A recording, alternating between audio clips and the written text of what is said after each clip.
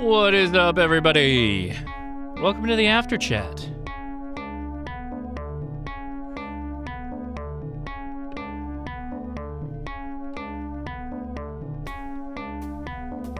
Thanks for coming on out. Thanks for following us on over.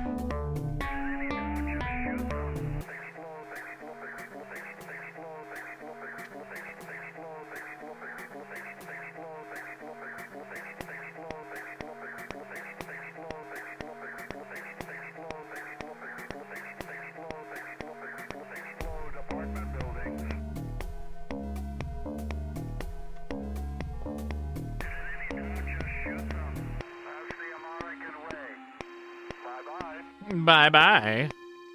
Oh, I realized I didn't shut off the inflatables and stuff. I have to do that. We'll do it in a little bit. Let's go ahead and kick off the after chat, and then at some point I'll make a quick little dip outside before we get into some hot FT8 action. Hey guys, thanks for coming on out. This is your time really to talk to us, lots of people, not just me, and get the important questions answered that you may have on your amateur radio journey. And the way we facilitate that happening is we go over to the Discord, link is in the description, and we click on hashtag livestream dash after chat. Click on that. You join the voice chat. You do it in a mic or speaker. That's the best way because we usually have a bit of back and forth, blah, blah, blah, to be able to make that all work. Yeah, we got a good crowd in here today. Actually, a huge, holy smokes, we got a huge crowd. I guess you guys, all I got to do is a giveaway in the after chat, I guess, to trick you all to come in there. I promise that was not intentional. So we'll do the after chat after a quick introduction and maybe talking to a couple of new hams, new folks here, and then we'll go ahead and do those giveaways. So you guys don't have to stay up too long. So anyway, let's go ahead and hop in. There's a mum joke in there somewhere. Is this thing on? It is. And it is. Josh, you did that you did that so intentionally with the giveaway. I totally forgot. We got so involved. I got so engaged with that HF mobile discussion that I was like, "Oh man, we got to do this." I was curious how. Well, no, I was not surprised how it all came out in the end. But yeah, sorry about missing the giveaway. So yeah, thanks for joining us out here, guys. So. The way we do this, pretty straightforward, pretty simple. If you are here for the first time and you'd like to just say hi for being a first-timer, great. Or if you'd like to say hi and ask a question, you can do both. So if there's anybody that meets those qualifications, come forward now. Either just say your name or call sign, and we'll, kind of like a repeater, we'll call on you, and you can go first, okay? So anybody here for the first time that would like to ask a question or just say hi, come now. No first-timers and nobody that... It's Todd. Oh, okay. I heard Todd at the end. Who is that? Come again. You're roboting a bit. You got a bit of a patchy signal. It's Kilo 7 Lima Whiskey Lima Todd. Okay, gotcha. All right. Hey, how's it going? Is this your first time? You'd like to say hi, ask a question? What's up? Yes, it's my first time. I'm actually on the road right now, and my question is, I'm looking for a radio to do 2-meter single sideband that's semi-mobile. How much money do you want to spend? I mean, up to a 9700, because at that point I would just buy a 9700. Well, so that's kind of what you'd have to do to get single sideband. You could, yeah, Ted already nailed it. The 7100 will do single sideband on 2 meters because it's an all mode, all band. Also, the Yaesu 991. And then you also have the ICOM 905 that will do it as well. But the 905 is obviously kind of geared more towards microwave operators and super high frequency stuff. Oh, 705 too. If you're okay with QRP, the 705 or a used 817, 818 will do it as well. Or an 857. Yeah, I was looking towards higher power. That's why I kind of was like hoping there was at least a 50 watter, because at that point, like I said, the 9700 makes the most sense. Yeah, Don already mentioned the 857. The 857 will do it as well. There are actually, now that I think about it, there are a decent number of radios that can kind of fit that mark. So yeah, whether you want to look for used, which, you know, in this case, I might be willing to do that with an 857 or some of the other ones. Or, you know, you could probably also find used 7100s right now. 7100 would be a a really nice radio because then you get HF out of it as well. And I still just like the way it functions because it's easy to get up and running over USB with the 7100 as well as the 991 is to be able to do that as well. FT290R. I don't even know what that is. FT290R. We'll do single sideband. It's a 300-year-old radio, and they're awesome. Well, okay. I mean, they are really common, so you'll find them at Hamfest. Yeah, there's plenty of older radios that will do single sideband on 2 meters, but those would be the list that we gave you is probably the most robust, if you will. How's that do for you? That sounds good. Yeah, I was just thinking if there's a radio I didn't hear about or know about. I have access to a 991A, so I know that radio very well. And I was leaning towards a 9700, but like I said, the price is at the top of the list. So I was hoping there was something in between the two. No, there's not much. I mean, unless you want to go QRP, and then you can go cheaper with like a used 818 or 7100. Those you should be able to get out the door for less than the 991 prices. Yeah, no, I'm leaning towards higher power without having to use a linear on it. Linear, yeah, I understand. Okay, good. Hope that helps. Let's see. Anybody else in there like to say hi or ask a question? Go ahead. Hey, all right, we may be able to do that giveaway fast. Is that what it is? You guys are all just waiting until I do the giveaway? Is that what's really happening? You just want to jump to the giveaway? That's fine. I have a quick question for the gentleman that was doing all the testing on the Quanshangs. What do you think the best firmware is out there at the moment? Try them all. I use that web app to flash mine, and that's all I need. There is no best one. There is a tool for the job. Yeah. That's kind of fun, too. The fact that you can go on a website and sideload your radio. That's cool. Those days, we're going to have more of those days in the future. I'm super excited about that. Yeah, everyone needs to do that. Yeah, super cool. And it's kind of fun to have Tom back in the chat. 100%. Welcome back, Tom. Haven't heard him in a little while. Love Tom's, not just his voice, but also his commentary in the chats. Appreciate it on the last one there, bud. Is there any place you can pick up one of those all-in-one cables?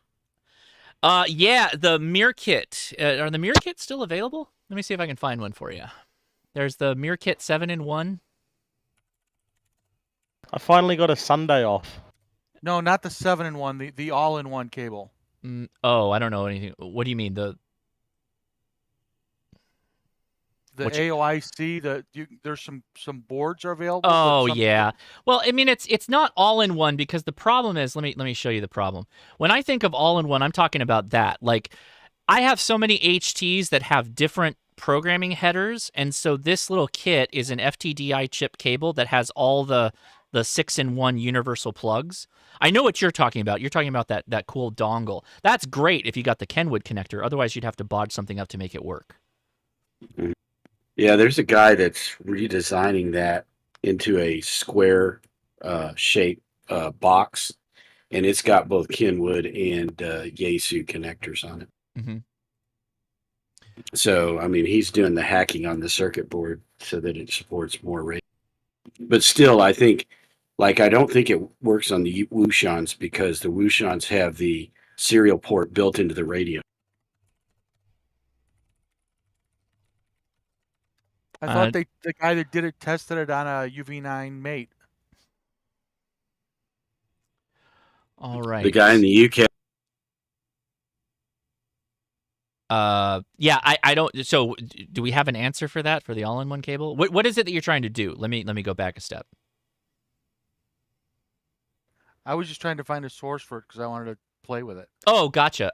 Have you ever talked to Ham Radio Dude? Doesn't he have like a bunch of stuff on there? No, he stopped doing it. Oh, he stopped doing it, and Carr has stopped doing it. And there is a guy in your swap channel. That's the last guy I knew that was doing it. And he hasn't shown up in your chat channel, but he still shows up on eBay. So go look on eBay. I think that guy, and I don't remember his call, but he's the only one I know right now that's selling the AIOCs. Well, good luck. I have a pair that I haven't messed with. If you really are interested, send me a DM, and we can work something out. There you go. That's Carlos, Life at Terminal Velocity. Speaking of that, hey, thanks, Carlos, for hanging out in the chat, too. I saw you in there. Appreciate you. All right. Anybody else in here for the first time that'd like to say hi or ask a question? Go ahead. Hey, Josh. This is Sean from Texas. Hey, Sean from Texas. How's it going? It's going good. I have a question kind of like your first question tonight was I'm looking to get a radio. I just got my license a week ago for a technician, and I'm out in the middle of nowhere, out in the sticks, and I need to get as far as I can get to try to hit a repeater. So it's like 20 miles, 10 miles to 20 miles, somewhere in there. Oh, that's easy. Okay, so when people say like, "Oh, I got to get as far as I can get," then they come back with 150 miles. Well, that's more problematic. So how likely or how easy is it for you to put just an antenna on the like eaves of your roof kind of thing at the pinnacle top of your roof line? Is that possible for you? I can do that. I was actually trying to do that with a handheld though, if that's possible. Yeah, you just use a SMA to coax adapter. So and some really, really good coax. Yeah. So you're gonna have to do something like LMR 400 or Messi and Poloni. Where's Mike? Jump in with a low loss Messi and Poloni. LMR 600. Knock it off with that LMR 400 stuff. So like Messi and Poloni Ultraflex 10 would be more flexible and have better performance than LMR 400. Here we go. It's stranded. Saying. Can I give the simple answer? Honestly, it depends on how long you run that coax. So if you're just going to stand under the antenna, use some RG8X. Who cares? So that's a good point. How far would this antenna hypothetically be from where you'd like to sit in your lazy boy and talk on the repeater? It's all. I can move around the house, so it probably 10 feet.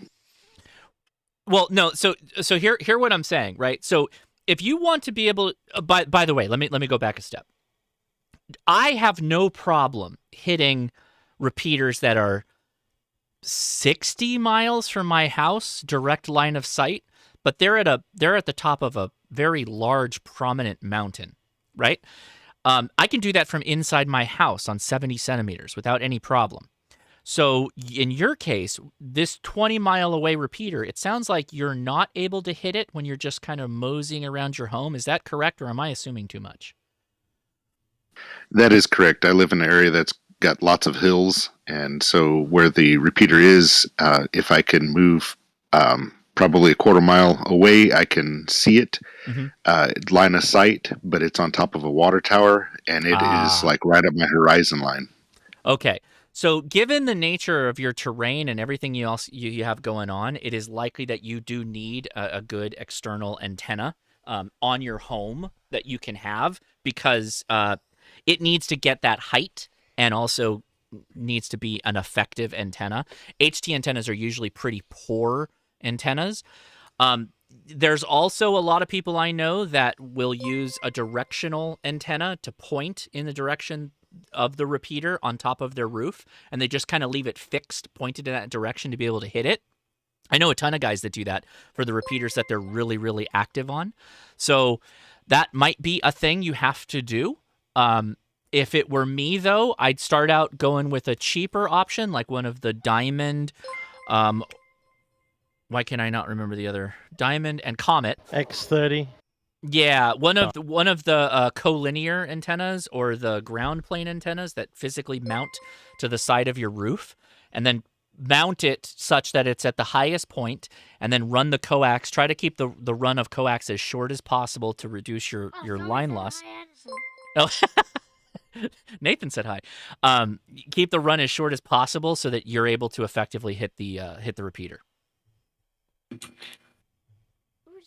Sounds good. Thank you very much. Thank you, Jace, for gifting 5 memberships. That's really, really cool of you. Thank you for doing that.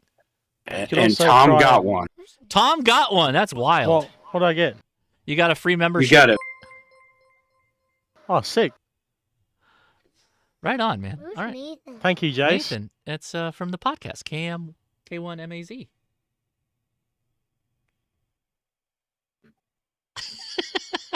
He knows who you are. He knows that you're throwing up today or this week. You feel better? You do? Okay. What's up? Why'd you come out here? I wanted to see Oh, okay. what you were doing. Oh, I'm doing the after chat, talking with everybody. How do I accept this gift? It's already done. It's just on your YouTube account. It says allow gifts. Oh, I clicked it. Oh, right. There you go. Cool. Wait, there's a level higher than general. Yeah, it's extra. Are you gonna go for extra? I was just gonna give the simple answer of a tape measure Yagi. Extra Yeah, general? tape measure Yagi might work. The only thing that I worry about is he the doesn't geographic terrain that he has with the hills and whatnot. So, Who's Jace? yeah. 3-element Yagi's fairly No, broad beam I width. need you to go inside for a little bit. Come on, stop! Don't fight me. Stop! No, go inside. Why? No. So I'd like to say I have a kind of the same situation, and I hit repeaters 100 miles away over mountains with a 2980 with 25 feet of LMR 600 with an X510 at 32 feet. That's a hell of a lot of gain, though. It's Yeah. an 80-watt radio into a how much gain is like a 7 dB gain. So hopefully that helps you. That's a good question though.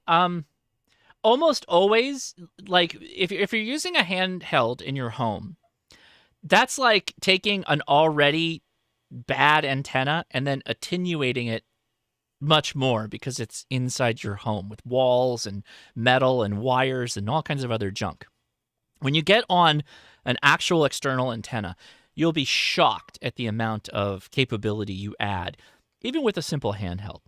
The cheapest handheld. You put a good antenna on there. The only thing you have to worry about is you have like a cheap Chinese radio. If you put that much gain onto your handheld, you can sometimes just desense the front end on it. Like it's too much. There's too much signal that it actually screws up and messes with the front end of the radio. So that varies a lot. But yeah, you could have that problem.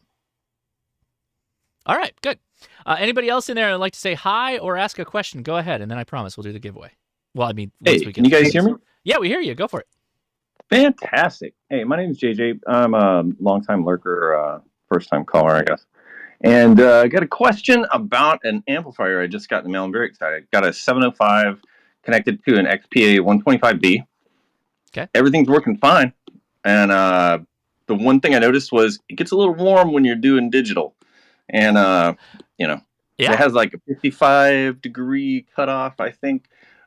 What's everybody or anybody's experience with what a good temperature is to stop working with it? Because I don't want to run it up to 55C and then have it melt down. Yeah, so what kind of antenna are you running on this? Embed halfway. It was one of those Palomar. Is it having to tune the antenna pretty hard, or is the antenna resonant on the bands you want to transmit on? It actually didn't have to do too much. Okay. Some bands it doesn't have to do anything at all. So if you're not hitting the break point on temperature, then you're probably okay. If you're ever really concerned, just drop the power back and run it at 50 watts or something like that. Because again, you're doing like FT8 and stuff, digital modes. You shouldn't have to use like a ridiculous amount of power. Right. I think I just had it on. I got stoked today and was like sitting there running through QSOs and, didn't look down until I was like, hey, I think 54C, that's kind of close to the, turn it off now. Push it to the limit. Go touch grass. It's like if you really got into like WinLink and you had a hard time hitting nodes, you'll find that upper limit pretty fast because that'll stress it. Just get one of those USB fans and put it on it. Honestly, that's kind of like ridiculous, but at the same time, I don't know what the cooling is actually like on that XPA. So it's possible that it could use a little bit of nice cooling. I don't know. That's how I cool my radios. It's a USB fan. It just sits behind my monitor. My refrigerator and freezer aren't too far away, so that's an option as well, I suppose. Yeah, put it in the fridge. Yeah. True man cave. Now you got your kegerator fridge, right? Just shove your amp in there and run the coax through the walls. Hell yeah! There you go, dude. Just That's liquid easy. cool it with some mineral oil. Yeah, mineral oil that sucker. Classic PC, mineral oil in a fish tank. You know what? Now we gotta get. Where's Linus Tech Tips? Can we water cool an XPA 125? We should contact Linus Tech Tips. Yeah, sure we can. Get that bloke Mud Duck Sharky to build you a water block for it. Hey, did you see that Dank Pods was on Linus Tech Tips? I saw Dank Pods in person the other day. No way. You're by him, aren't you? Yeah, he's only a couple of suburbs away from me. Dank Pods is like one of my favorite channels on YouTube. No question. That guy is just doing everything right now. He's amazing. Excellent. Well, does that help? Does that help you? Helps a ton. Thanks so much, guys. The thing is Appreciate also it. like if you hit 55, like it's not gonna like go back in time, right? Like it's not gonna explode. Like you're gonna be all right. Like I don't think it's gonna kill it. I have found though that amp likes it if you give it a nice resonant antenna. It sounds like your end fed's pretty resonant, so you're probably okay. Yeah, just keep an eye on it. Was it really just a hot session of FT8? You were just running through a lot of contacts? Oh, I just got everything set up today, so I was just plowing through, seeing what I could catch. I always run that amp. I've only ever ran it portable. That's when I most likely break it out. And I've never gotten the temperature high on it, and I don't know what it does. Like, has anybody actually got the temp high enough that it started complaining? Is this the MX P50 that you mentioned? No, this is the XPA 125, the Shagu amp for like the G90. It's actually got a fair chunk of like, case and heatsink on it. I think it's pretty okay. It should be fine. By the way, if you're watching, don't just say question, type question, and then just give me the whole thing, or at Hammer Neo Crash Course, and we'll try and shuffle it in there. I mean, I don't run anything flat out. You always take it back 20%. What I've found with that amp in particular is, so I have a keying interface for my 705, and now my 705 has the internal chip. That even if I like drop the power all the way to like 1 watt, it still basically puts out full power. The exciter is enough that it's just giving it all the beans. Which keyer did you use?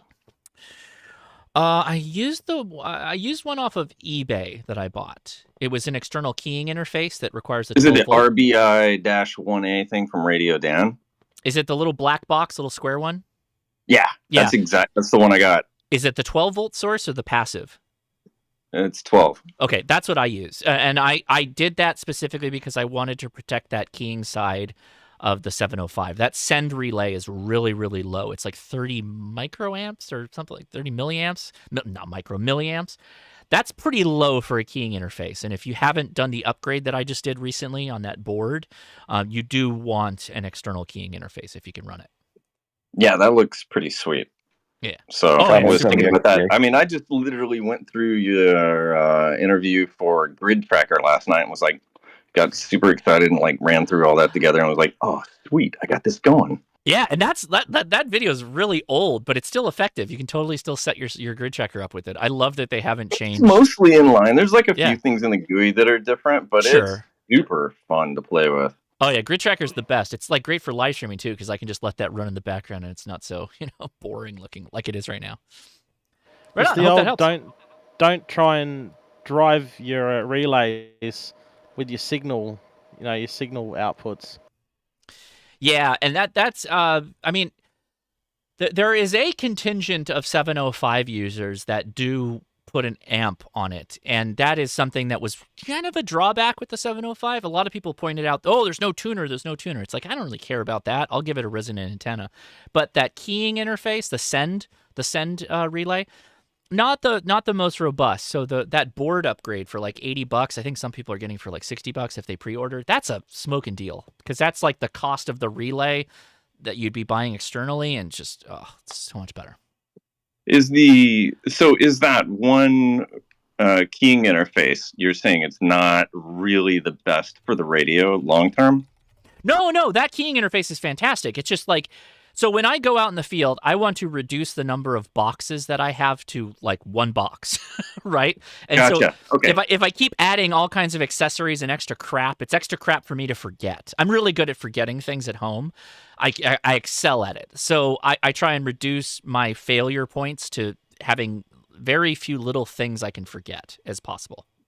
Oh, just remember, it's 3 resistors and a MOSFET to drive your relay. Oh, yeah. No, I get it. I'm just saying that, like, yeah, keep that in mind. No, so the board is USB-C as well, right? And the board is USB-C. Yeah, and does that charge off of that as well, the internal battery, or is that simply? Yeah, it'll charge the battery. Ooh, nice. It'll charge the battery, and the board is smart enough that it won't overvolt. It controls the voltage in, because you can plug in. I plugged in power delivery ports. It can't increase the charge rate. It can only go in as fast as the charging for the battery will allow, but it'll handle pretty much anything you throw at it. For $67. Hey, Paul! Good to hear Paul too. Thanks for joining us. What's up, man? All right. Yeah, my board came in today, and it's an easy install. And even if you don't remember to slap down that little black flap, it still works just fine. But yeah, no, it's good. It's a really good interface. Cool. Thanks so much. By the way, the if you go back to the creator's website for that board, he said that they're actually shipping more boards out in orders than was originally expected when I did the update last week. So super cool. Those guys are fantastic. They're really hustling on getting these boards out to people, and I think that's a really cool little thing they're doing there. So awesome stuff. All right. Who's next? Anybody in there like to say hi or ask a question? Go ahead. Hi, hey, Josh. Go ahead. Was that Alexis I saw first? And then Alexis. Yeah, go ahead. Yep. Hi. So this is not even a long time watcher. I just found you recently, got into ham very recently, haven't gotten my technician yet. But I have a background in live sound and AV, and something that I've noticed, so this is more of a philosophical question, I guess. Ooh. The theory with live sound and AV is like garbage in, garbage out as far as audio. Okay. I feel like I'm not really seeing anything in the ham community about making sure you have a good mic when doing audio transmission. Is that am I just not in the right circles yet, or is that not a thing? Yeah, you're totally not in the right circles. So a couple. I'll let Don go in a second. Yeah, if Don, you'll have a lot to say on this, I'm sure. But so if you're talking about like a Baofeng and a handheld and VHF, UHF, yeah, there's some issues there, because a lot of people aren't running base station radios where they can run like a Pro mic or an XLR mic or something like that. Even my stuff, I don't have my stuff sorted out completely. I peak and all that other stuff because I'm loud. I'm all over the place. But there's a huge contingent of audio files that exist on HF. HF is that super long distance contacts where we bounce 75 meters, where we bounce our signal off the atmosphere. There's a whole group of guys, you can literally just hop on the air and they'll help you tune your radio for the best audio quality possible. The thing to remember though is that if it's just like you hanging out with buddies talking on the air, like you can tune that to sound really, really good. But then in comparison to like if you're trying to make contacts during a contest or something where high competition is good, a lot of guys run really high compression so that their voice punches through, even though it may have higher distortion and not the highest quality. So it depends, right? The answer is with ham radio is always it depends. But and then I'll leave with this and I'll pass to Don. The microphone that I'm running is a Heil mic. Heil is literally pro audio. He came from rock and roll. He's the only microphone manufacturer that is in the Rock and Roll Hall of Fame. He created the talk box for Peter Frampton. He just makes high quality audio for amateur radio. And there's a myriad of people that take XLR mics. I was running an SM7B for years. There's so many like different things you can do right within the pro audio space. That's totally on board. So I'll let Don go and then we'll go back to Alexis. You look for, first of all, Tom's right, on 75 meters and on 40 meters, there's the AMers. And the AM guys are going to run, I mean, they're all about super clean broadcast radio stuff. But what they do for microphones is generally go for things that probably came out in the 1940s, maybe the 1950s, because they think that's where it's at. And then you have the ESSBers, which are the guys that take their audio to get their audio sounding really, really good. They take single sideband, which is only usually around 3K, and blow that up to 4K, sometimes up to 6K wide. And then they have DAWs and all kinds of things in the audio chain to clean up the audio before it goes out the radio. And then when they're doing that, they're super, super low latency applications. K1GMM is one of them. KB2 UK is one of the ESSB guys. And if you go and watch their channels, you'll see all of these things that you can do to a radio. There's a guy right now, or K1GMM, can take a 7300, run it through his computer. So he never uses a mic directly into the radio. He goes through his computer and enhances his audio. And by the way, he's a professional audio guy. And then he pushes that out the radio. And a lot of people think he sounds as good as coming out of an Anand radio. Now that was his words; it's not mine. But so there are plenty of people out there that do audio. You just need to go either look at the AMers or look at the enhanced sideband guys. Also, keep in mind your transmit bandwidth is also going to adjust the quality of your audio, right? So that's a whole thing. The AM guys are usually like big wide bandwidth when they're transmitting. Mm-hmm. So the answer is like it totally depends. There's all kinds of these deep rabbit holes you can go into. It's up to you. Yeah, no, that's awesome. That's exactly what I was wondering. Thank you.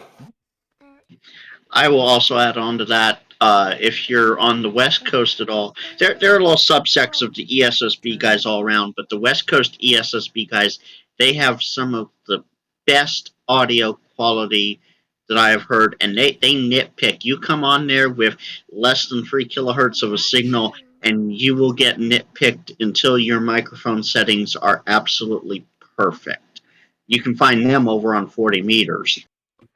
Yeah, and one thing Josh alluded to, there's a guy, KA5DOB, and you'll hear him on 40 meters and 20 meters a lot. Yeah. And he's the guy that literally has a book that he keeps next to his radio. And all he does is go through the settings with you while you're talking to him to help you get the best audio quality out of the radio that you have. And if you're more interested in the pirate section, have a listen to Motormouth Mole. He's a CB guy. There you go. Cool. Does that help? Yeah, no, that's perfect. Thanks for recommendations on people to check out as well. So thank you. Yeah. All right. I think I'm going to take a break real fast. We're going to do one of the giveaways, and then we'll go back because it sounds like we got a big group in here. So I'm going to go ahead and do one. And my son's in here with us now, so I'm going to block him. I'm blocking. I'm hiding it. Stop. Hey, Josh. Yeah. What's up, Carlos? I sent you a personal message, just so you know. Yeah. Okay, cool. We'll do that next. Let me do this first. Okay, sit down because you're making the camera flip out. I know. Hold on. I'll get you back in there in a second. Let me do a giveaway. Hold on. Jeez. All right. So the first we're going to do is the Quirky QRP's clock. So let me pull this up here. So the word. Am I doing a giveaway? I'm doing a giveaway right now. Yeah. So if you're in the YouTube chat, you got to do this in the YouTube chat, unfortunately. So pull up the YouTube chat and type clock in the chat. Oh yeah, I want one of them. Give me one of them. U.S. only, right? Or will I don't. James ship international? No, James. I will ship international. Oh, sorry, James. So James, I tried to do this during the live stream, but we ran out of time. That's why there's so many people in the chat right now. They wanted this clock real bad. That's strike one, Josh. I know. I'm sorry, man. I'm just kidding, man. I'm just kidding. We've added traction to the after chat. Do you see how many people there are now? Why is there so much people? Holy cow, that's great. They're, oh my god. They're blowing up clock. They want that clock. I want the clock. Stop. No, we want them. Look, watch. I'll show you, Edison. You can see. I'm showing Edison. I don't think any of these guys have watches. Why do you need? I've got a Casio calculator watch. Don't yell. Why? Don't yell. You're too loud. I want a QRP watch. Clock. Clock. Clock. All right, so we're gonna wait Why are for. you taking me off? We have 177 eligible people right now that have said clock. There you go. You're in. 177. What is a QRP watch? Does that only tell half the time? What would a QRP watch? Half. It's only one letter of the time. I got jokes. No, it's like a fractional. It doesn't go by minutes. It goes like every 5 minutes. The ITU zone desk mat is pretty awesome too. We might do No. the. Well, that lighted one is absolutely fantastic. We gave away the lighted mat. I actually have it on my desk still. I can turn it on here and show you guys in a minute. But we do. I think we have another reference. Where's the lighted mat? It's right there. I just don't have it turned on right now. And remember, the winner of the clock gets to choose from my collection of clocks. Ooh, so any one of these? There's more clock. There's more clocks than that. So there's a clock section on there. If you scroll up, I think you might on the left-hand side see the ability to change what section you're viewing. Oh my goodness! You can get the reference chart in clock format. Clock. Yeah, I kind of did that one as a joke to see if it would even fit. Clock. I think it's cool, dude. This is super cool. I love these clocks. These are awesome. Stop saying clock. I don't know they which want to one I get in want, on the though. giveaway. They want to get in, bud. I don't Hey, the want Philco one's pretty good, eh? clock. You don't. Stop saying clock. Please stop. Okay, you're gonna go back inside. I like the Zenith. I like the Zenith one too. This one's actually my favorite though, for sure. Or the Crossley. The Kilocycle one. That's cool. What is that? It's a clock, dude. I don't know how to tell the time. Yeah, that's with one that I just thing. recently came up with. You know how we know the generations are different, guys? Is that you don't know how to use a clock You with say- arms on it. Yeah, that Siri, just what hurt time me. is it? Is. How do you not know how to tell the time with a 9:00 p.m., clock with that's what I just hands? heard. You don't know how to tell the time What do they teach in school nowadays? Nothing. Huh? They teach them how to I play think it's Roblox they and teach Minecraft. TikTok. They teach you how to build a clock in Minecraft. That's right. Do you know how to build a clock in Minecraft? Yes. They teach you there you go. TikTok, but not how to read a clock. That's right. That's right. Oh, the Oceanic one. Clock. No, I'm getting You're that too one. loud. Let's lower the volume. I definitely need that I one. need, I need your broadcast voice, Edison. We got to start working on your radio voice, your broadcast voice. We need to I lower fully it. know what. There's how to 5 use the AU. There's clock. 5 MU. All right. All right. Wow. There's still so many people saying clock What? right now. Let's hit Somebody 200 said my name. and then we'll roll it. Why did somebody say Hey, that's my name? Because awesome. they see you. They're saying hi. I think Edison wants to be a ham radio commentator. That's what they're saying. Is I it agree supposed with to them. be uppercase or all lowercase for the It clock? doesn't matter. Huh? It doesn't matter. Okay, cool. Clock. All I right. know we hit- someone who is We just hit bought 200. 5 MU. We hit 200. Here we go. Sit down. What? Sit down. Why are Sit down. people saying Glock? They're saying clock now. They're saying Glock. Glock left out. Are we loud. giving away a Glock, are we? Yeah, I need I a don't, quirky I don't know QRP if I'm Glock. giving. That's what I heard. What thing is that? Oh my god. All right, here we go. We're I'll gonna roll get it. right on that. Clock. The winner is Yeah. What's the frequency? What the? Who is that? Oh, I like that name. I see the thing. and All right, it's what's- Definitely. funny. Watch. the Message freaking- me on Discord. Evan's tired of hearing that. Ugh. All right, there you go. Nobody say Glock. Definitely get one of them. Who just said LOL? Okay, so we're gonna go back to back on this one just because you guys are waiting so long. So Glock. hold on. Cursive. I gotta go. We gotta do this. Hold on. Oh my god. Oh my god. What? It just went so fast. So one Carlos, our friend Carlos, is in the chat right now. I don't know if anybody knows this. If you didn't think Carlos was cool enough, this man owns Hi, Edison. a coffee plantation, and he makes beautiful coffee. I'm literally on. I killed my first bag. I'm on my second bag for my last order from Carlos. Glock. Sit down. Stop. I'm in the same boat, Josh. I killed the first bag and I'm on my second bag of Carlos coffee. Carlos just messaged me and said he'd give away a pound of coffee. So we're going back to back into a second giveaway. Hold on. Let me resync this up. What happened here? All right. Watt to frequency. I Make sure don't- you message me. I don't think that would get past customs though. What? Coffee? It should. All right. The new word is coffee. Yeah, you got it. Go ahead. Coffee it up. No, please don't type in coffee. No, stop. Stop. You're going I'm gonna kick you out of here. You're not. I said be quiet. Just hang out. Why can you not chill? Just I chill. don't want them to overload it with It's not gonna Yeah. overload anything. It's YouTube. Nothing's gonna overload. Coffee Carlos, probably wouldn't get through I customs. gotta mute my mic. I Carlos, you mailed talk some for a from little Hawaii, and the post typing office people stole it. bit. Stop. Did they? You're about to go inside. Yeah, I sent Jim some coffee, some Kona coffee, and someone in the postal system stole it out of his box. I'm not surprised, but at the same time, what I do is I ship priority mail with insurance and tracking.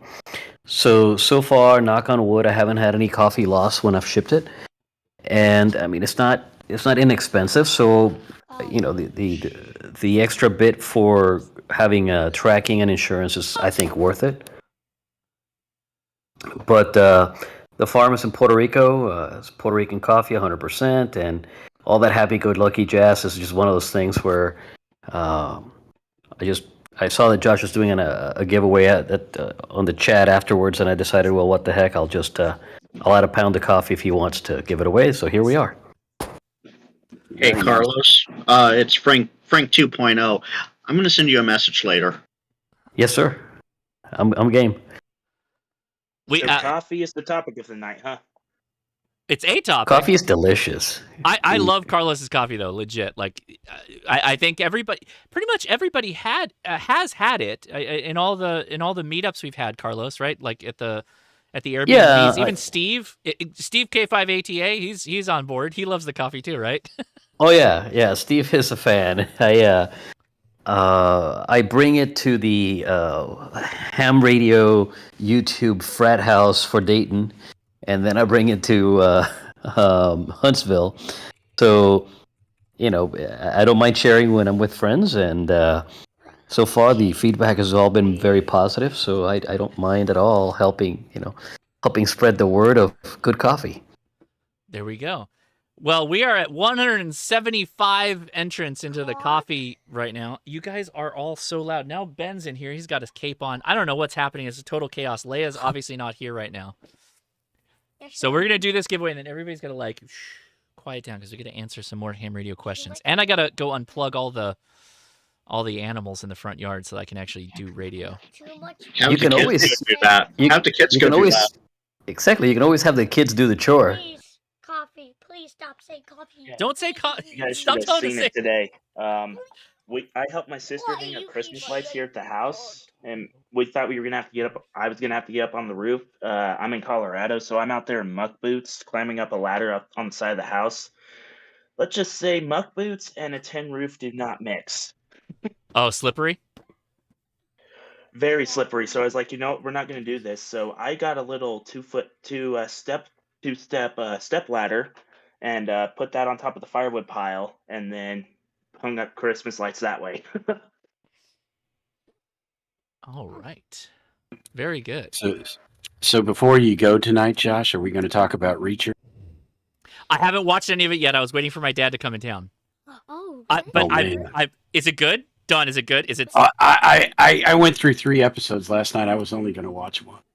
Oh, I'm so happy to hear that. Sometimes when they I'm come not back gonna for the spoil- second, when they come back for the second season, it's not as good. So I love it. Love Reacher. Yeah, I like it, but I would say the story is not quite as good. But I still love the show. I mean, really do. We can talk about the Obama apocalypse movie. What's the Leave the World Behind? Did everybody watch that? Not yet. Have you watched it? Oh, it's pretty good. It's a change up in the algorithm of apocalypse movies for sure. I think in a good way. It's nice that they did a different take on it. I liked it.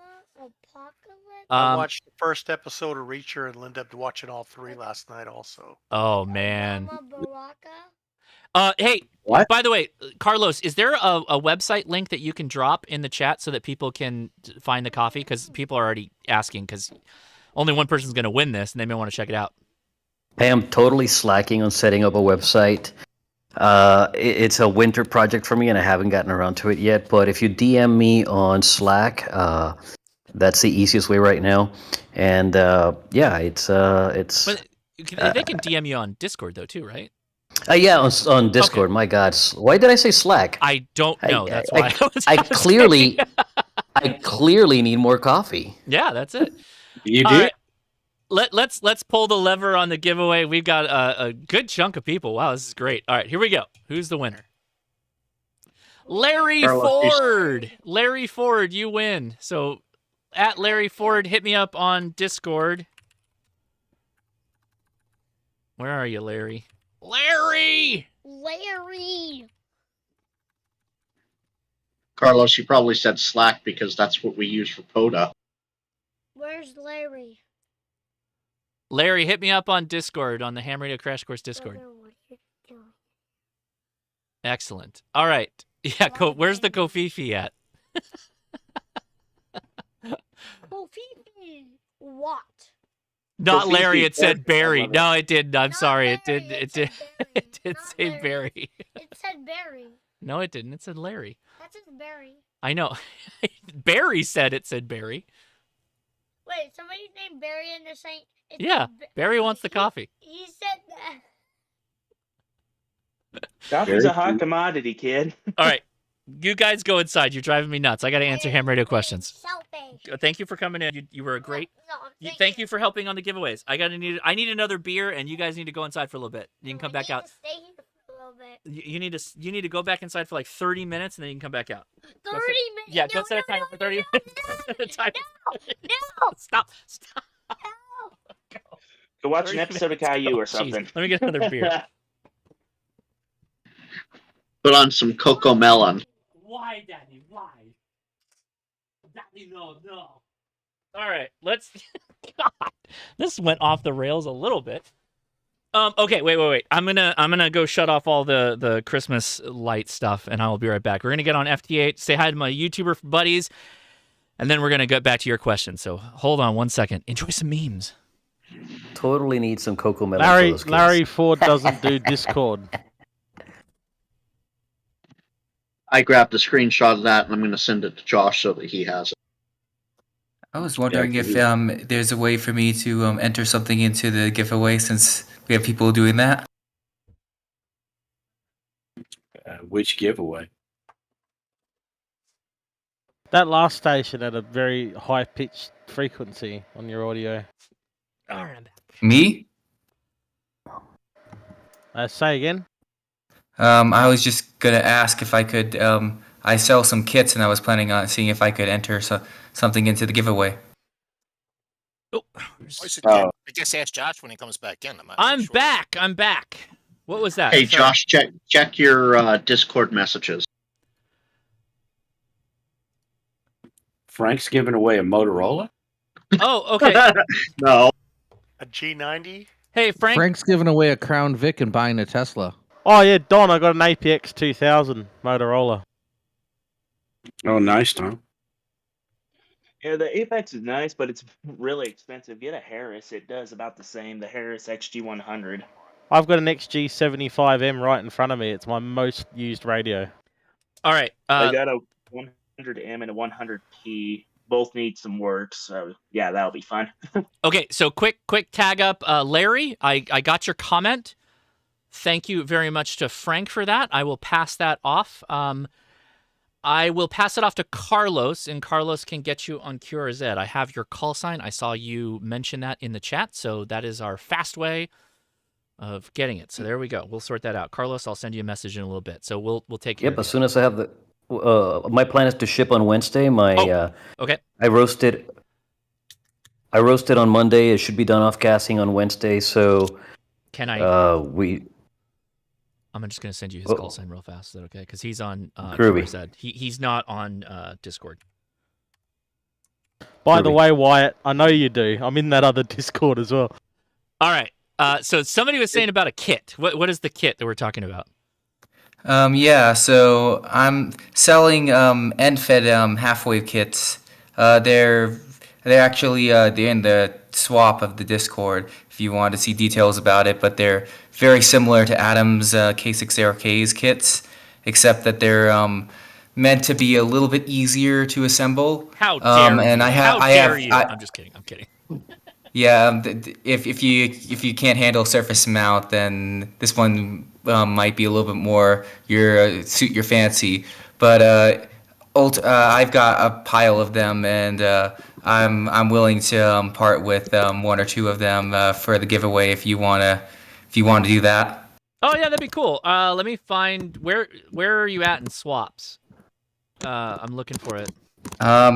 It should. Let me see if I can find it. I didn't plan on this being a... Yeah, can you drop a link? Drop a link in the live stream so that everybody can see it, and that way I can find it quickly. Well, I literally just pulled your antenna out of the bag. I'm like, oh, I need to do a video on this. Okay, I have no clue how I share this. Right-click on it and say copy message link, or yeah, I think it's copy message link, and then drop it in the live stream chat. Oh, Frank did it. I think Frank did it. Do you need me to distract her? Did you do that? No, that was for the Discord. No, yeah. No, it will go out. It'll go out to YouTube. Yeah, no, that's good. There it is. He got it. Dude, we're at 26,000 members on this Discord. That is insane, guys. That's super awesome. Do you need me to distract her at all? Oh, Carlos, your mic's hot. All right, let's say hi to our YouTuber friends since we got a lot of you in here, and thank you all for hanging out. We've already gone over an hour at this point. So going down the list, Carlos, you're first. Life at Terminal Velocity, man. By the way, fantastic rant. I texted you privately or in our little chat group. Nicely done. I think you handled that very well. Oh, now he's muted. Come back, Carlos. That'd be typical, wouldn't it?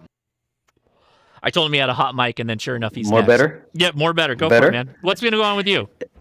Not a whole lot, man. I was just trying to keep it as polite as possible. Basically, I don't want to do anything online that my mom would be ashamed of. Right. And there's a good thing. It's a good thing that she doesn't see the memes that I post. I was gonna say, knowing you and being able, having the privilege of hanging out with you in a longer, term kind of situation, how you handled that was great, and I think you could have gone a lot spicier. You held back quite a bit there, I think. I could have, but I really could have, right? But what I'm legitimately trying to change the mindset, and I don't think we can do that if we go straight into guns blazing, right? Now, if it continues, I have no problem getting nasty about it. But I think I find it easier. I find it easier to persuade people with sugar instead of acid, right? Yeah, absolutely. So yeah, it's just and the video's doing fantastic. I did not expect it to do the way what it's doing. It's a short little video, but I've gotten feedback from a couple of people in that net saying, "Wow, I wasn't there last night, but that's not the way we normally do things," and so on. And I believe that this is just a couple of bad apples making it ugly for everybody else. I commented on your video. I don't know if you saw it, but I've found that there is this proclivity, this natural proclivity with men, where if they start off a position humbling themselves, they feel that they're already like losing a perceived battle or altercation. And I think that like in this situation, if they had just started off on that tracked with you, it would have gone out a lot easier. Everything would have been, you would have moved, you would have QSY to another frequency, and it would have been not a problem. Exactly. I mean, I think Mad Dog Mattis has said it best: be polite, be professional, and have a plan to kill everyone you meet. Yeah, it's such not an issue to like if you stroll onto a frequency. Let's say it's your net frequency that you normally there. Let's say it's a daily net, and somebody's on there doing a POTA, right?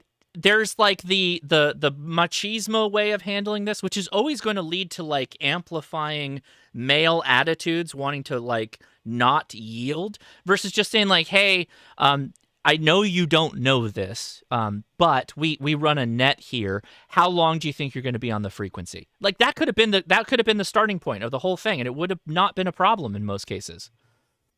Exactly. And the thing is, I've had this happen before where I've been on a frequency, and I've had someone come on an hour ahead of time. Hey, man, just so you know, we normally run a net here at this time, and X and Y time, and that's an hour from now. Do you think you could QSY before that?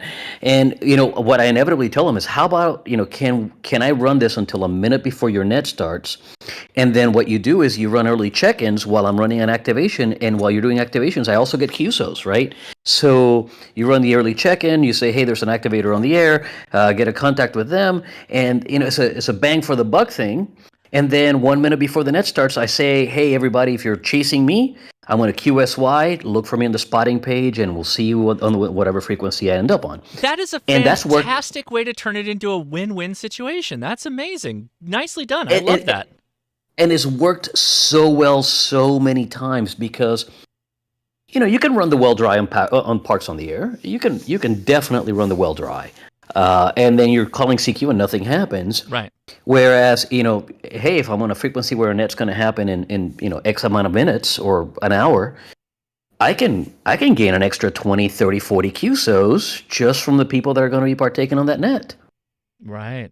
And it's worked out in the past. It's just, last night, this gentleman, the thing is, I had planned on leaving 40 minutes after he came on and basically told me that I had to move. And I was like, you know what, whatever. I'm leaving I'm leaving in 40 minutes. Your net starts in 45. No big deal.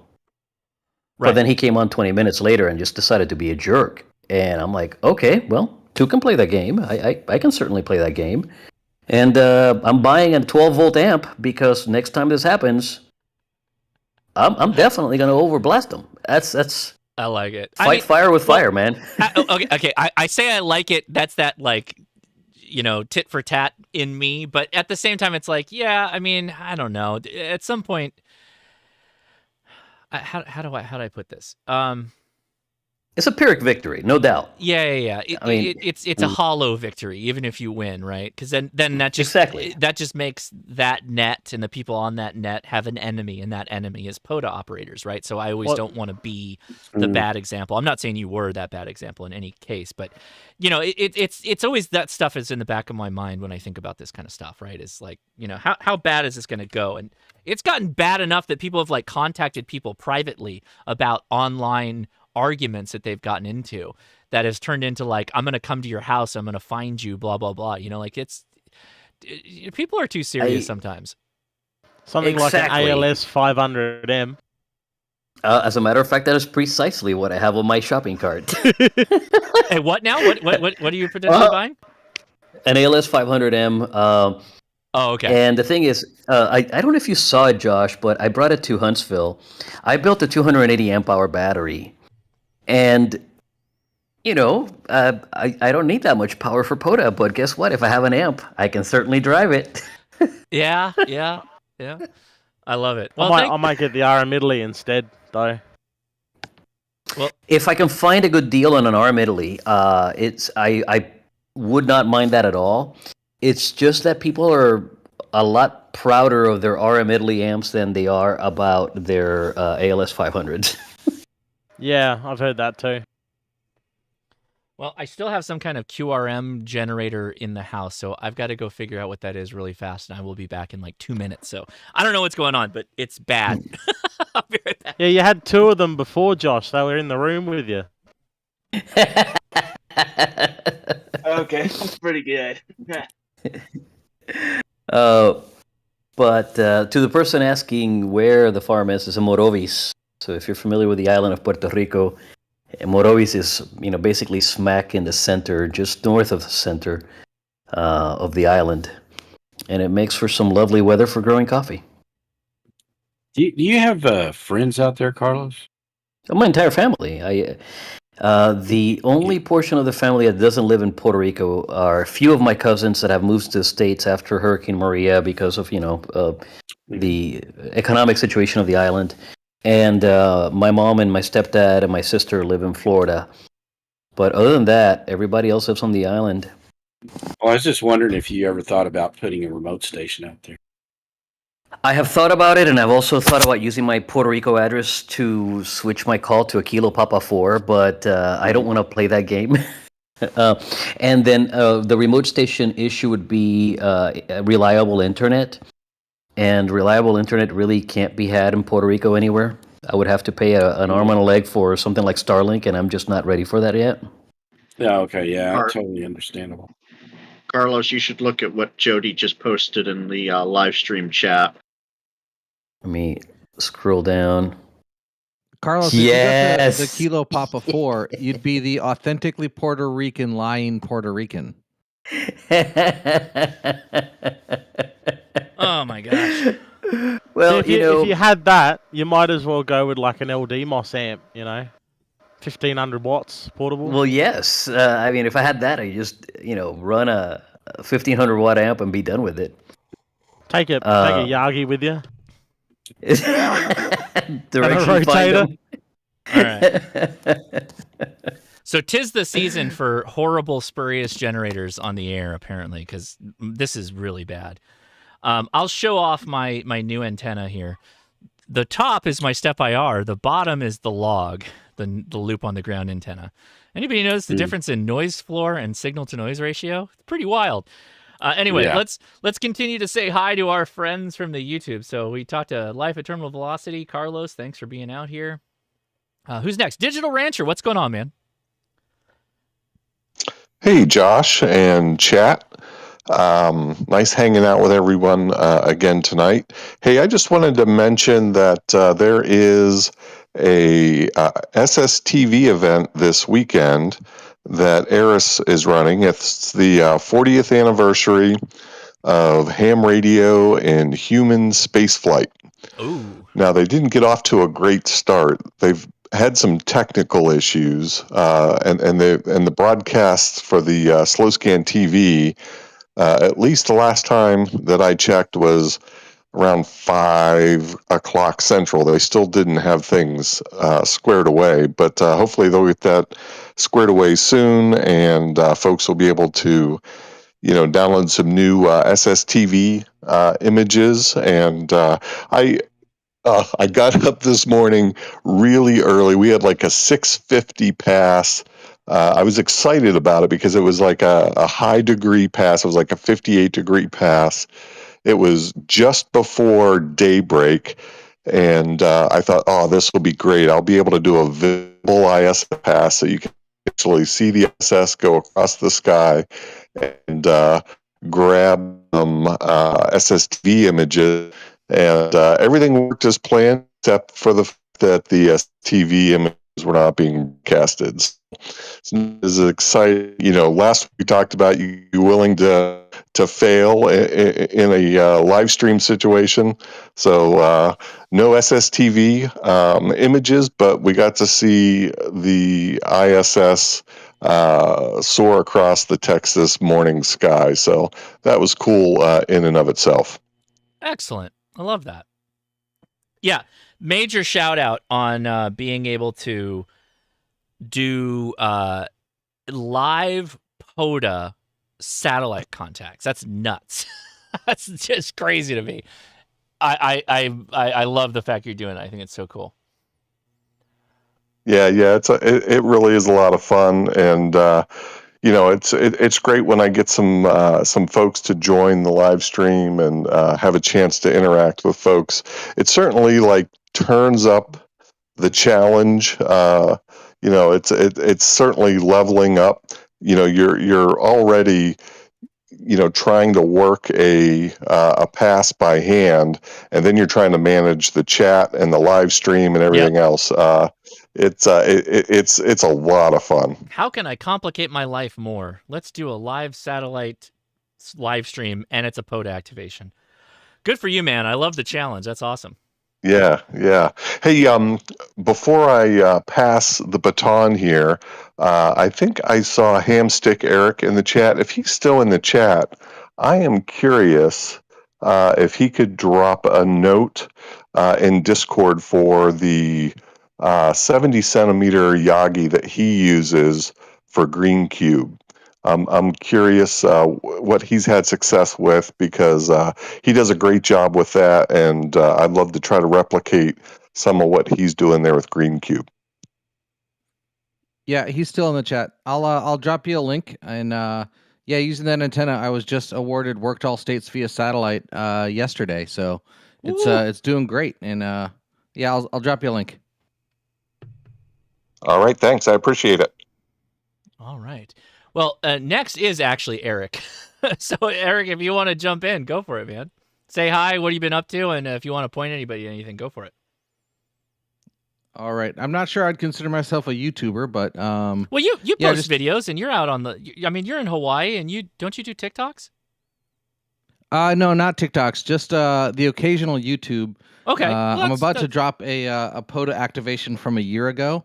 Nice. So I forgot to post a video, and there was snow on the ground, so now I can post it. That hot vintage POTA activations. I love it. Yeah, just doing a lot of satellite ops. Like I said, I just got Worked All States completed. And actually, after this live stream, I'm going to go up to the North Shore and run a pass on Green Cube to hopefully get some European ops. Their Worked All States complete. So Nice. just trying to put Hawaii in as many logs as I can and delivering up as many grids as I can. You going to stop by Giovanni's on the way up? No, it'll be pretty late. It's okay. The pass starts at 8:45 local time. Yeah, is Giovanni still a thing as you're on your way up to the North Shore? Is there like multiple trucks up there now? Like, what's the deal? I don't typically get food while I'm up there. Okay. There's actually a sandwich shop in Waiawa that I really like, and that's been my spot lately. Very nice. Very cool. Right on. Well, look forward to that. I mean, it seems like a cool thing to be able to lock up a Hawaiian contact via satellites. That seems like a pretty cool thing to do. So be on the lookout for that. Yeah, it's super great. It's super humbling. I get so many emails asking for schedules, so many that I can't do them all. But I realize it's not about me. It's it's just that I'm the only one here. Right. So it's super humbling to get to be a part of so many other people's journey for Worked All States and DXCC. Yeah, I love that. Very cool. Right on. All right, well, that means we're going to YouTube's Frank, as we coined the term last week. So YouTube's Frank, what's going on, man? Oh, good evening, Josh. First, I want to, if you don't mind, I want to see if Chase, KI5IRE, who is also a YouTuber, has anything to say tonight. Yeah, good. Thank you for shouting him out. Go for it, man. Yeah, no, I am in the voice chat. Thanks, Frank, for shouting me out. No, just posted that video today of the POTA on the Christmas tree lights, or the Christmas lights on the dipole. So, yeah, that was a fun little project, and thanks again to Josh for pointing me in the right direction on that. Yeah, and I did link. I made a post on that video. So, by the way, everybody that's here that's a YouTuber, if you want to post a link to any of your videos, feel free. Don't be shy. Totally acceptable to do that. So go nuts. But yeah, where's the best place to do that at? Just post in the Discord and it'll auto. So if you post it in #livestream, it'll go straight to YouTube and then everybody will see it over there. Oh, okay. They cool. auto Thanks, ingest. Josh. And yeah, everything you did was great. Like I love seeing the lights, twinkle in the background as you were working the contacts. The removal of the way you worded it, the removal of the wires. If you think about the way RF goes, you're trying to make the lights light up brighter. You're actually making the antenna less good. Right. So you removed good wire to make it less good. That's basically what you did. By going to the single strands, you made it light up more, but you made it worse of an antenna at the end of the day, which you still did great at. But I just, the way you said it, I was like, oh, it was the RF was restricting it with those other wires. Like, no, it's the opposite. You're making it worse now. But oh, whoops! Sorry about that. No. I laughed. I was like, no, that's not how RF works. You made it a worse antenna. It lights up more, but it's worse. Well, that's good to know that it's a worse antenna. Yeah, you achieved your goal. Nicely done, buddy. Well, thank you. Yeah, Frank. Appreciate it, man. Yeah, back to Frank, man. What's going on? There we go. PTT button didn't want to work at first.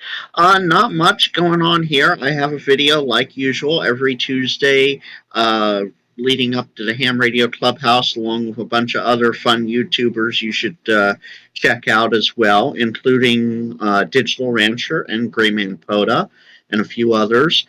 And I might We'll see. I responded to an email the other day, and this is all tentative. I might have a review video coming out in hopefully early 2024, and you just have to subscribe to my YouTube page and wait to see what radio it is. It has been well talked about lately, though. I will leave that tip.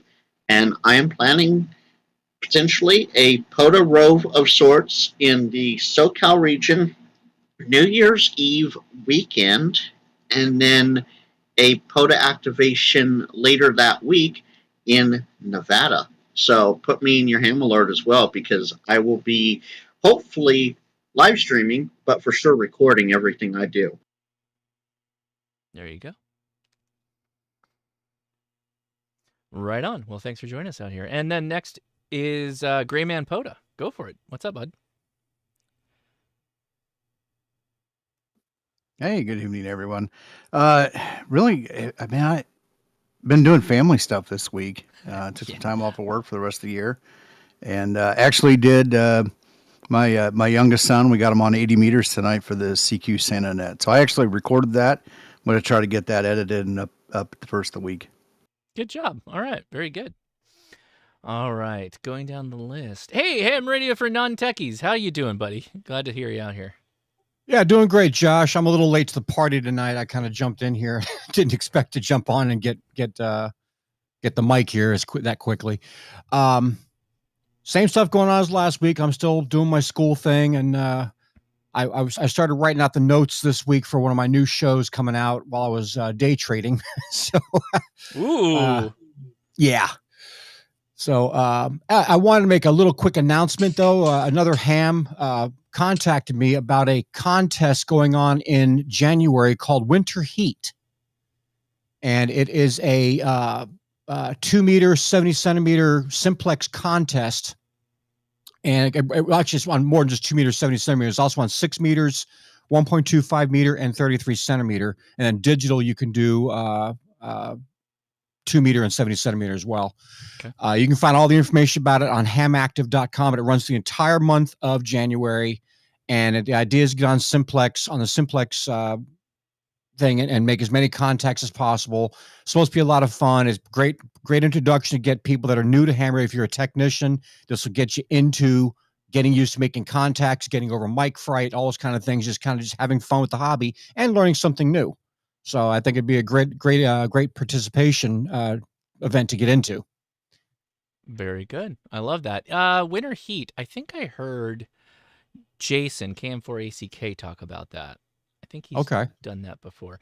Yeah, you can find all the information about it at hamactive.com. You can sign up there and has all the rules and regulations and stuff for it. Hamactive. Got it. I love it. Very good. Right on. All right. Let's give a shout out to James, one quirky QRP. How you doing, man? Thanks for the giveaways. Appreciate it.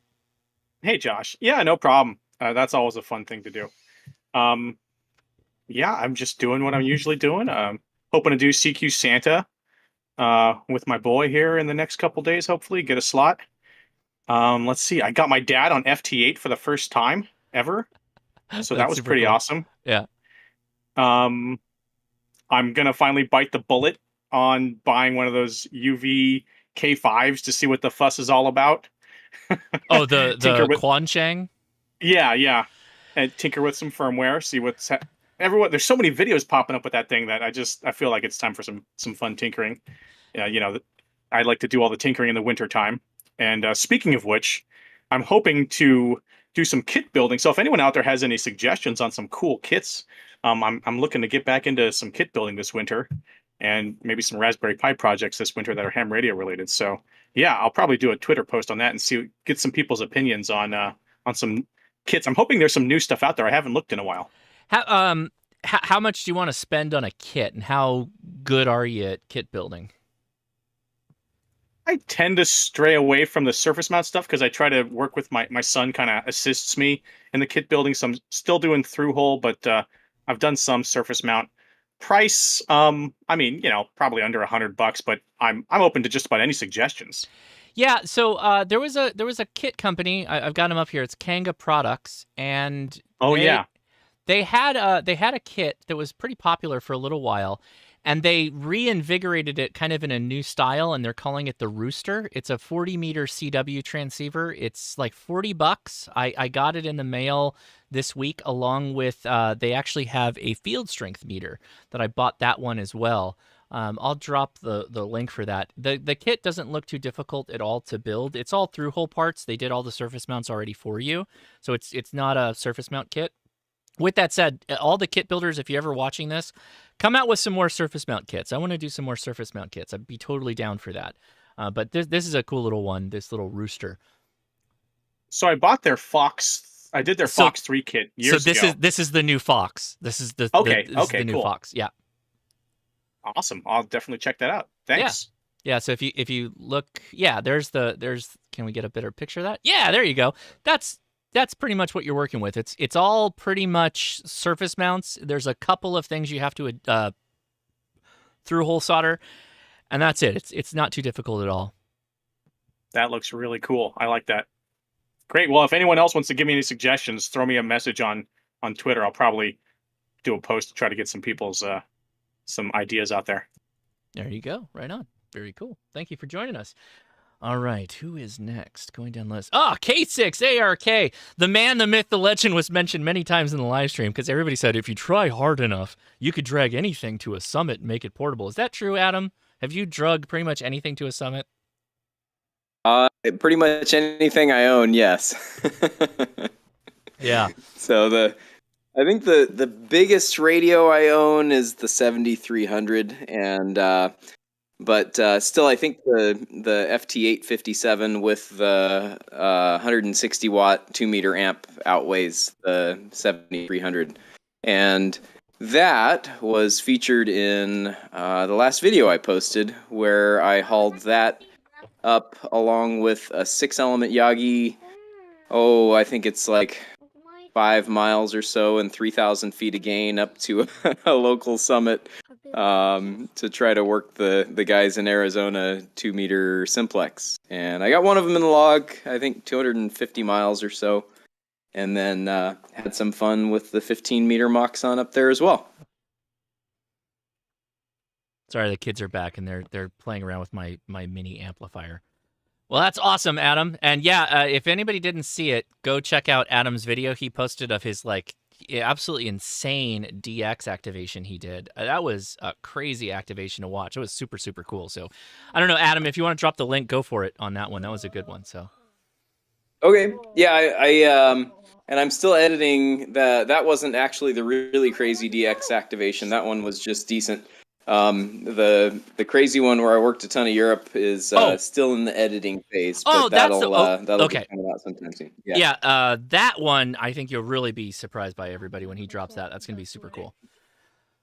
Right. Yeah, I'm hoping. I haven't made it through all the editing or the footage, and some of it's at night, so the visuals aren't as interesting. But there's a lot of interesting audio on there of just very strong stations from far away. So it's good fun.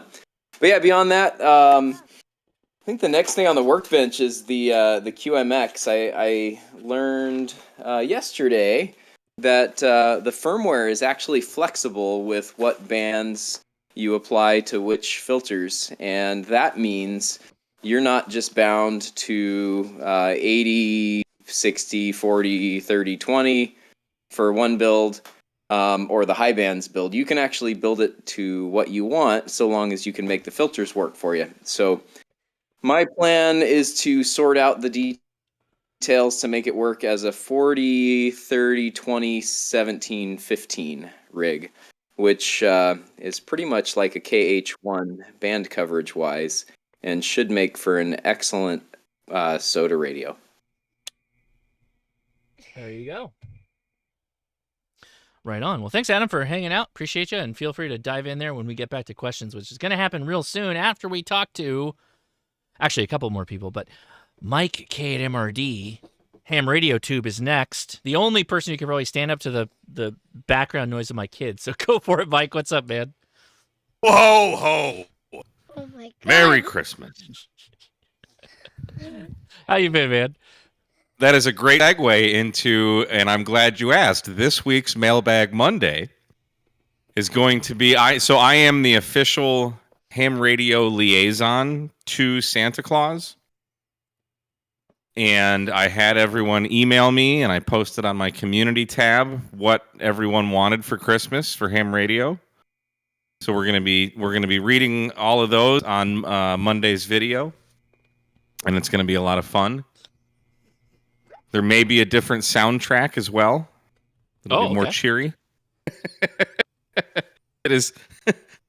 It is the most anti-Mike video that I've ever done. There you go. Just because of the music. But it's a really fun episode. And a reminder to everybody: make sure that you you go join us on Friday next week.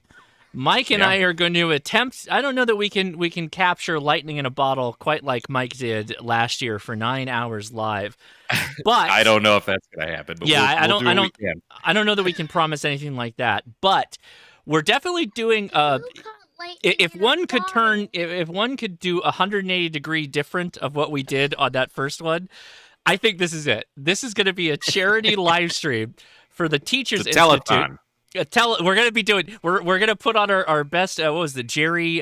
Please teach me how to put UHF, in a man. bottle. No. UHF. Weird Al Yankovic. UHF. Well, sure. You could do You could do Weird Al. I'm gonna be Jerry Lewis. I'm gonna wear a bow tie, a tuxedo, the whole thing. And we're doing it for the Teachers Institute on Ham Radio Tube's channel. It's gonna be a great time. All proceeds will go to fund this very tall man who may be in the chat still. I don't know if he is, but he was barely hanging on. He was probably doing a direct IV drip of caffeine into his body to be able to hang out this long. But anyway, stop saying, can you say something and hold on? Yeah, this is cool because usually in just a regular live stream with super chats, YouTube takes a pretty hefty chunk of that. 40%. Yeah. No, 30. It's not 40. But still, 100% goes to the ARRL Teachers Institute. So I set an arbitrary goal for 10 grand. I'll be curious to see what we can get, but you know, you gotta shoot for the stars to reach the moon. Is that how that goes? That's right. Yeah. So the other thing. Go ahead. I was going to say, again, to reiterate what Mike's saying, all the proceeds, they take no cut. If it's a charity or a non-profit system like the ARRL is, the entirety of the super chats go to that entity. So it goes straight to the ARRL specifically, not the general fund, not any other part of the ARRL, but Steve and the TI. That's why we're doing this. I get no cut. 100% of the money. Yep. Goes to the YouTube gets no money. Google gets no money. Okay. Edison, what do you want to say? I heard somebody said that somebody caught lightning in a bottle. I want to learn how to do that so I can zap lightning at my brother. With a name like Edison, that's exactly what I would expect you to say. Lightning in a bottle is a euphemism. It's a term of saying we captured a moment that was just so amazing and so great that you could never recreate that. It's an adult. Seriously, I want to see if I can actually catch you lightning can't. in a bottle. No, because you'd have to have a battery or some kind of storage. The bottle system. would explode. Yeah, the bottle. Yeah. Put your coax in a mason jar, kids, if there's a lightning storm. Yeah. Then you get glass all over you. All you got to do to reach your goal is get T-Ray and Vern to start having a super chat battle. Oh, yeah, I remember it. Yeah. What happened to that Fred guy from years ago? Was that his name, Fred? Who just dropped like hundreds of dollars? Yeah, that was wild. Yeah, I know. Yeah. I know who you're talking about. Yeah. Yeah. So anyway, the other quick thing I want to say, I don't have Monday. I'm tired. I'm actually go to bed and finish Jurassic Park, but good for you. KM4 CFT NFED Halfwave. He sent me one almost 2 months ago. I literally just took it out of the package before he mentioned that he has these for sale. I'm going to make this antenna either tomorrow or Monday. I will make the video and I will have it published on Wednesday. So get prepared to sell out. There you go. I'm literally trying to do FT8 and Ben reaches over and messes with the VFO on the 7610 while I'm trying to transmit. Yeah, they see you. Right? I have a question for Mike. That's you right there. They're seeing you. What do you got? Go ahead. Question for Mike. Did you get my email? Because my email, I think, is going to be one of the funniest you'll have for Santa. Dear Santa stuff? Probably. There's a lot. Okay, yeah. I mean, I Yeah. recorded the video. Put your tongue. What is today? I recorded the video Thursday. I feel. That sucks. But yeah, Oh, I'm I pretty might sure have you're sent right. it too late then. Maybe I don't know. There's a lot. I can't remember. Yeah, I sent it too late. I sent it yesterday. So What? check Give me your a email. vague description of what you said. It's doctorate. It starts out with, "I hope this letter finds you doing well at the North Pole." Do it. And I sent it yesterday, so obviously it was Oh, too if you late. sent it for me to yesterday, read it. no, I Yeah, didn't. I haven't even read it yet. I spaced. Read it for your own laugh, and you'll have fun with it. All right. They're both messing with my VFO now. Literally, Edison just experienced testing a 9-volt battery with his tongue for the first time right now. That was just what happened. He was like, "That sucks." It's like lightning in a bottle. It's lightning in a battery. Here's the lightning. I got the lightning. Here it is. Oh man. How about touching lightning to your teeth? All right. Let's go down the list. By the way, Mike, thanks for hanging out. I appreciate you. Okay. Mark Hughes. Want to give a big shout out to Mark Hughes. Mark, you already dropped the link to the Boondock Echo, but can you take a couple of minutes and just mention it, because I've got a video coming out on it, and I don't think those of you that are not on like Hackaday and the many websites that this has been talked about. Do you want to talk about it really quick? Yeah, I'd love to. Thanks for the opportunity. And before I talk about myself, I have a new YouTube fan. It's Gabe Emerson of Save It for Parts. He does a lot of amateur radio stuff. I really enjoy him. Yep. Maybe you guys will too. Don't know. I think I've subbed to him. Yep. Yeah, he's great. So yeah, the Boondock Echo is, we found a little niche that was missing in the amateur radio community, and that is an internet-backed record and playback device for two-way radios. So as a standalone device, no internet, we can record playback messages. So, you know, if you wander away from your radio, you want to know if people have been talking about you, talking smack, you'll have it. Or if you want to log QSOs, you'll have it. No problem. But then it gets fancy, because we can connect to the internet and we can upload all your audio. We can denoise it, transcribe, translate into like 40 different languages. We have that feature turned off as we're still figuring out how to troubleshoot English. We don't want to make too much work for ourselves, but it's a neat device. You can go to Crowd Supply. So if you go to boondockecho.com, the link right at the top is for Crowd Supply. You can sign up. You'll get notified when we're ready to start taking orders. It's a neat little device. And if you think the one that we're about to sell is cool, wait till you see what we have planned about 6 to 9 months out. It's going to be extra cool. So that's plenty of time. Thank you for your generosity, kind sir. Yeah, just a quick mention. I have this connected to my SDS 200 scanner. My wife is a big advocate of, like, she likes the scanner, but she doesn't like sitting in front of it to be notified when something happens. And with the Boondock Echo, I can provide a couple of, key phrases, including police codes, and it will email her with a link to the audio clip that she can then post to Facebook or whatever she does with, all the communities that, our local community that we're involved with. It is super, super cool. I only know a little bit about this. Take a second, and there's an AI contingent. There's a portion to this, that's important. Can you mention it? Sure. So we're using a couple of AI engines. The first one we use is AI Whisper, because it is just right now by far and away the best one that's out there. And as long as we've got enough audio, right? You've got enough bits of audio, we can bring out words that you just can't usually hear as an operator. But if you're really close to the noise floor, right? You're leaving a lot of headroom on the table. It's just going to hallucinate. There's nothing we can do about that.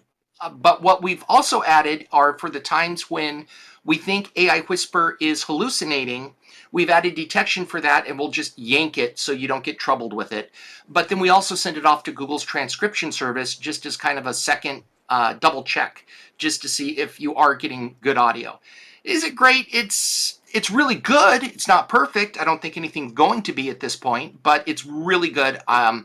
If you're losing your hearing, it can bring you back into the ham radio game. There's just a lot of neat features about it.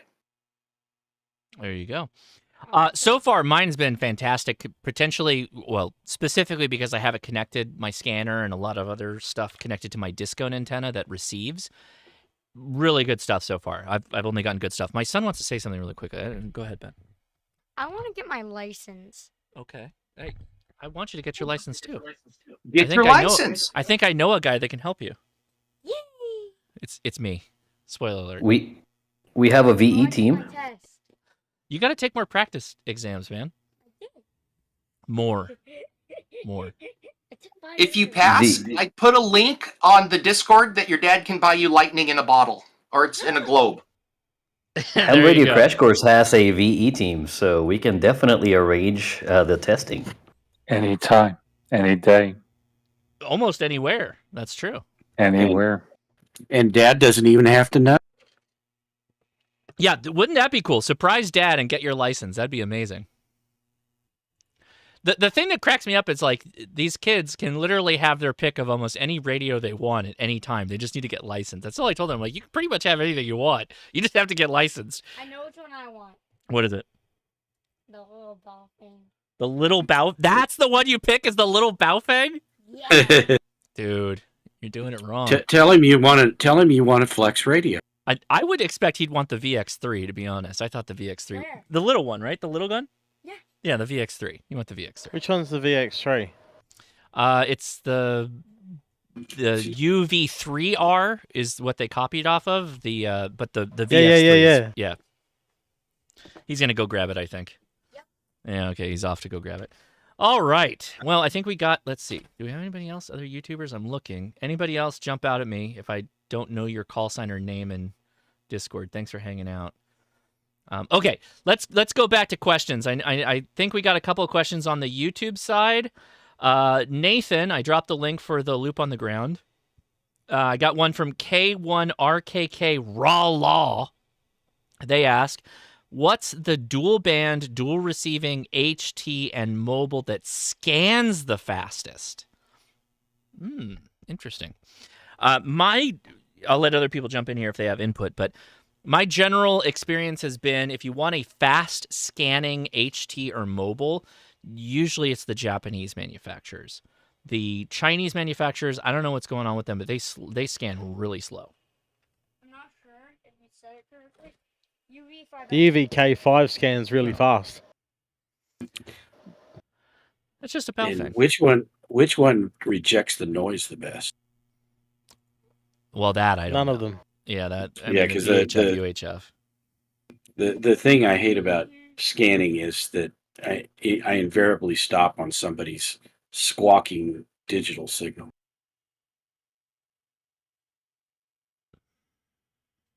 I don't know how to enter. How do you go to Motorola? Motorola. Yeah, go to Motorola. Motorola. Well, I have a Motorola. You have a battery? But unfortunately, it's only single band. You need to upgrade. Look at this. Now, this one costs enough. I can't imagine one that's dual band. Don, if you want a good Motorola radio, or even a Harris or Kenwood multiband radio, you might want to sell one of those Flexbox SDRs first. Well, no, I'm not going to do that because that's a real radio, and because HTs are QRP. I don't really do that much QRP. That's a shot across the bow. Oh no, these are mobiles. These are mobiles. I'm not going to get one of the mobiles. I don't have any time for mobile or like in the shack kind of thing. I've already got a good mobile radio that does real APRS. Why would I give that up? He'd need to The sell more than a VX7R Flex to get a scans. Harris. The VX7R scans really fast. It does. There was a comment from Jody, actually. Yeah, the ID50, ID52 as well scans super fast, and it particularly if you load in the repeater set off of dstar.info on the SD card, it'll scan fast at that same speed based off of your GPS location, which is like it takes a second to like get it all programmed, like get its brain pumping, but once it's going, it's like super fast. It's very Will impressive. it automatically switch from D-Star to analog? Yes. During scanning. Well, so That's nice. it knows the repeaters that are programmed into it. Like it won't ingest DMR repeaters, but it will only take in analog and D-Star, and it knows the difference between them. And it will also go into the passive analog D-Star mode where the repeater kind of supports both kind of thing. It's really quite impressive.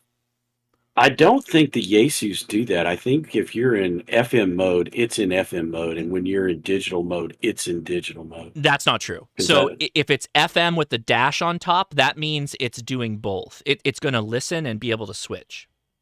It's also smart enough to handle that. Okay, I haven't had much luck with that, but I mean, there's so many settings on these things. Sometimes I'm lucky to have APRS smart beaconing working. But as far as I'm concerned, if it doesn't do APRS smart beaconing, it's not real APRS. A huge mistake in which one I got. So there's a C4FM hybrid setting that lets you. If it hears incoming C4FM, it'll decode that. If someone's talking analog, when you transmit back out again, it'll transmit analog, depending on the incoming signals. I want Wires X, not C4FM. Okay, I have to give my son. Hold on one second. Okay, go back to my office. Behind where the radio. But anyway, I'm perfectly happy with the radios I've got, and I really don't scan that much. But when I've tried it, it always invariably stops on a digital signal that it can't determine what it is. So you're hearing just this loud squawk. There's always the lockout function. Yeah, I know, but then you're locking out that frequency, and I mean, there's some stuff around here, including the repeater that we just put up, that does both analog and digital on the same system. So I just want it to skip the digital when it hears it, and if there's analog coming through, then to play that. But apparently they can't really tell the difference. I have a repeater out here that will do that. What the owners need to do is throw encode and decode onto the analog side. So say the PL is 123, that needs to be encoded and decoded to take the digital out. Yeah, that on the repeater, that's true. The repeater that we have does PL 110.9 on the outgoing signal, and it only does that when it's analog. So the repeater itself determines it. So it is true on our repeater, but that's not true of the other repeater. Turn that down. My son got a GMRS radio running right now. Oh. So apologies for GMRS noises in the background. All right. Is he using Daddy's light? He's using Daddy's GMRS call, I guess. We'll see how that goes. Which is a family license. That's right. Yeah, That's right. Turn it down. He and his brother can play radio. Yeah. I actually have right. a question about GMRS real quick, about the whole family license thing. Yeah. How does that work when you have a single license for multiple individuals in a family? Like, are you all using the same call sign? I'm thinking about getting a GMRS license for my family members that aren't into ham radio. Yeah, it works for the entire family. And so here's how it works is the FCC don't care. Okay. I like the sound of that. That's good. I mean, you can use the call sign. You can use the call sign back and forth to each other, and that's totally fine. And there's a lot of people that use the call sign on repeaters and all that stuff local. But like most of the chatter I hear on APRS is or not APRS, GMRS is that they're just not. They're just not. Gotcha. So what about if let's say you were going to follow the rules to a T, what about the whole identification procedure? Like, is it anything like ham radio with a 10-minute thing, or just at the Pretty end much of the same? Okay, got it. Thanks. And out here on repeater 17, those guys are pretty big sticklers, and they know each other by their call signs. So you'll hear them ID on the call sign, and then all their friends will come back with their name. But they ID when they come on, and they ID when they leave. I use your phone to watch Attack on Titans or something. No. Got it. Thanks for that. I can't believe you didn't have the Harris XL 200M in your poll, Josh. So here's the thing: is that like, I think a lot of times when we say like the best HT or the best anything, that's going to be based off of people's experiences, and a lot of people don't have experience with like Harris radios, or like Don. I think Evan had a tongue-in-cheek comment about Don buying so many radios, but Don buys a lot of like very specific radios that I think are really good, like the Anon, but like a lot of people don't have experience with them. They'd probably say that's the best radio, but they don't have experience with them, right? Don, what would you say? No, the Hermes, Right, Hermes is better than the Anon. It's basically, I mean, the poll was pretty clear that it was a popularity contest, which is fine. Yeah. There's nothing wrong with that. But I mean, just like when the mobiles came up, I literally did not vote because there was nothing on there that I had any experience with, nor any interest in. Right. So, the they're all crap. FTM 400 is fine with me, and until they break, I'm gonna just keep using them. Yeah, they're Don sent me a link to a live streamer who's one of those like really high quality audio guys that we were kind of talking about earlier. And he referred to the Hermes light as the herpes light, and I laughed so hard when I heard him say that. Yeah, so there's a huge community of like huge audiophiles, and a lot of them are going into SDRs because of that, like the Hermes light and the Anon and a myriad of other things like the Flex radios and all that stuff. So I just want to say that Prime Minister uses a Hermes light. Does he really? He does. That's does he? Because cool. he into an he amp. said I'm he assuming had he's an driving Anon. an amp. Yes, a big amp. No, he's got a Hermes light driving an amp, driving an amp, driving an amp, driving an amp. Yeah, that makes sense. Yeah. Because he's up around, from what I've heard, he's up around 30,000 watts, and he's got enough of a station and antenna and a transmission line that it will transmit. I mean, it will carry that type of load. Where is he now? Was somebody said New Mexico, or where's he at? I don't know. I'd heard that he was in Hawaii, but I don't know that that's true either. I have honestly, I don't have any idea. I just hear rumors. Okay. All right. So we're going to get back to questions here in a second. I think we got all the YouTubers, hopefully. You guys all hang out. Don't worry, we'll wrap up talking about Leave the World Behind, because if everybody did the homework assignment. Okay, adaptive pre-distortion for the 7610. Oh, that so Don, when you sent me that, so by the way, this is all coming back together a little bit. Oh yeah. So I messaged Ray and I was like, "What's going on with this?" And he was like, "Oh yeah, no, that's legit. It's coming out." And if I told this to you, Don, when Ray and I did that live stream in Huntsville, like 2022, I think. Mm-hmm. We were talking about the amplifier. That's the same pre-distortion technology that they're baking into their amplifier that they're going to put into the 7610. And I think it will also work with the 7300. So whatever is coming out, this is a transmit audio capability within these radios that will I really increase quality of audio. And also make it I think it's going to make it more power efficient, but I obviously haven't tested any of that yet. I don't know. Yeah, on the 7300, how would you feed the signal back into the radio? Because you don't do it over the same cable, the same antenna. Oh, that's a good point, because those are two radios basically. Yeah. Right. Yeah, the reason it works on the 7610 is that it's got two antenna inputs. So I'm assuming you're going to use your second antenna input for that, unless you have a receive only antenna input. I don't know the 7610 back that well. So I'm gonna get back to questions, but my son just said the funniest thing to me right now. So by the way, in California, Southern California, GMRS radios, right? There's a lot of people that have GMRS radios. So I got him set up on this GMRS radio, and he's scanning around, and he's going through all the channels, and he's hearing people talking. He's like, and he whispers to me before he went back inside. He's like, "Dad, there's a lot of Spanish people talking, like Spanish speakers on this radio that I don't understand. So I'm going to go back to studying for my ham radio test right now." I'm like, okay, son, go ahead. That's very funny. GMRS has a lot down here. There's so many people that are speaking Spanish on GMRS. Yeah, we have a lot of guys that just, I mean, like I said, Channel 17, I can hear it real well here. Yeah. And there's just a lot of regular guys that are, it's like to me, the back in the 90s when we had 2-meter repeaters, it's just like that. Just guys talking and chatting about all kinds of things.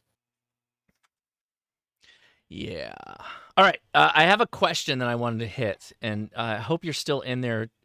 Timmer 2005, at least that's what it shows up on YouTube. I think you have a different name on Discord, but this came in from Discord. Hi, HRCC. Thanks for all you do. Quick question. Is there any FCC regulations around live streaming or recording your ham radio conversations and uploading to social sites like YouTube? This is a really good question, and technically, yes, the FCC does care. There's this term that we throw around a lot, like pecuniary interest, right?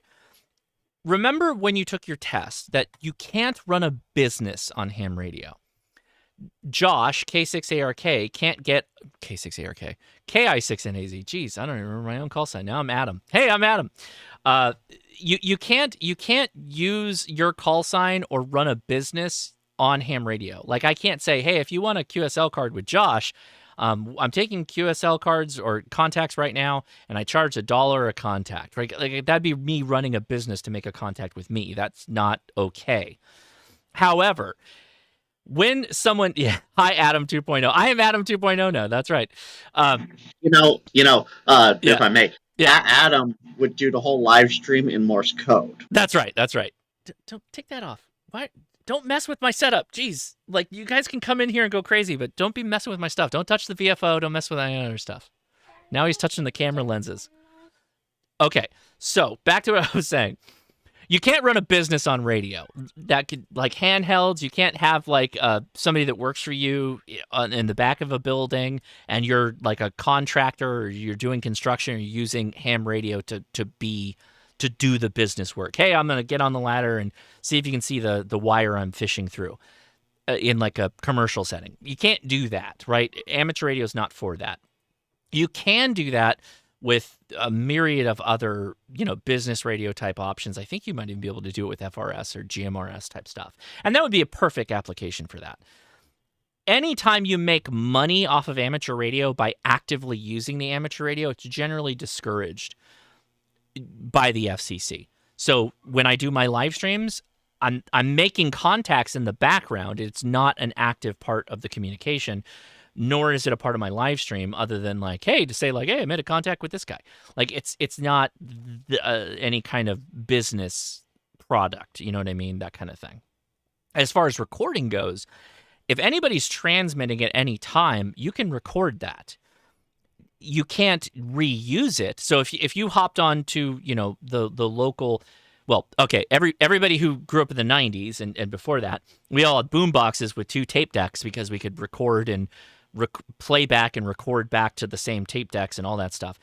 Technically, that's not necessarily legal, but not necessarily a problem because we weren't necessarily rebroadcasting that in a business setting, right? So it really depends. Most of the time, recording is totally fine, particularly on amateur radio. There's no issues with it.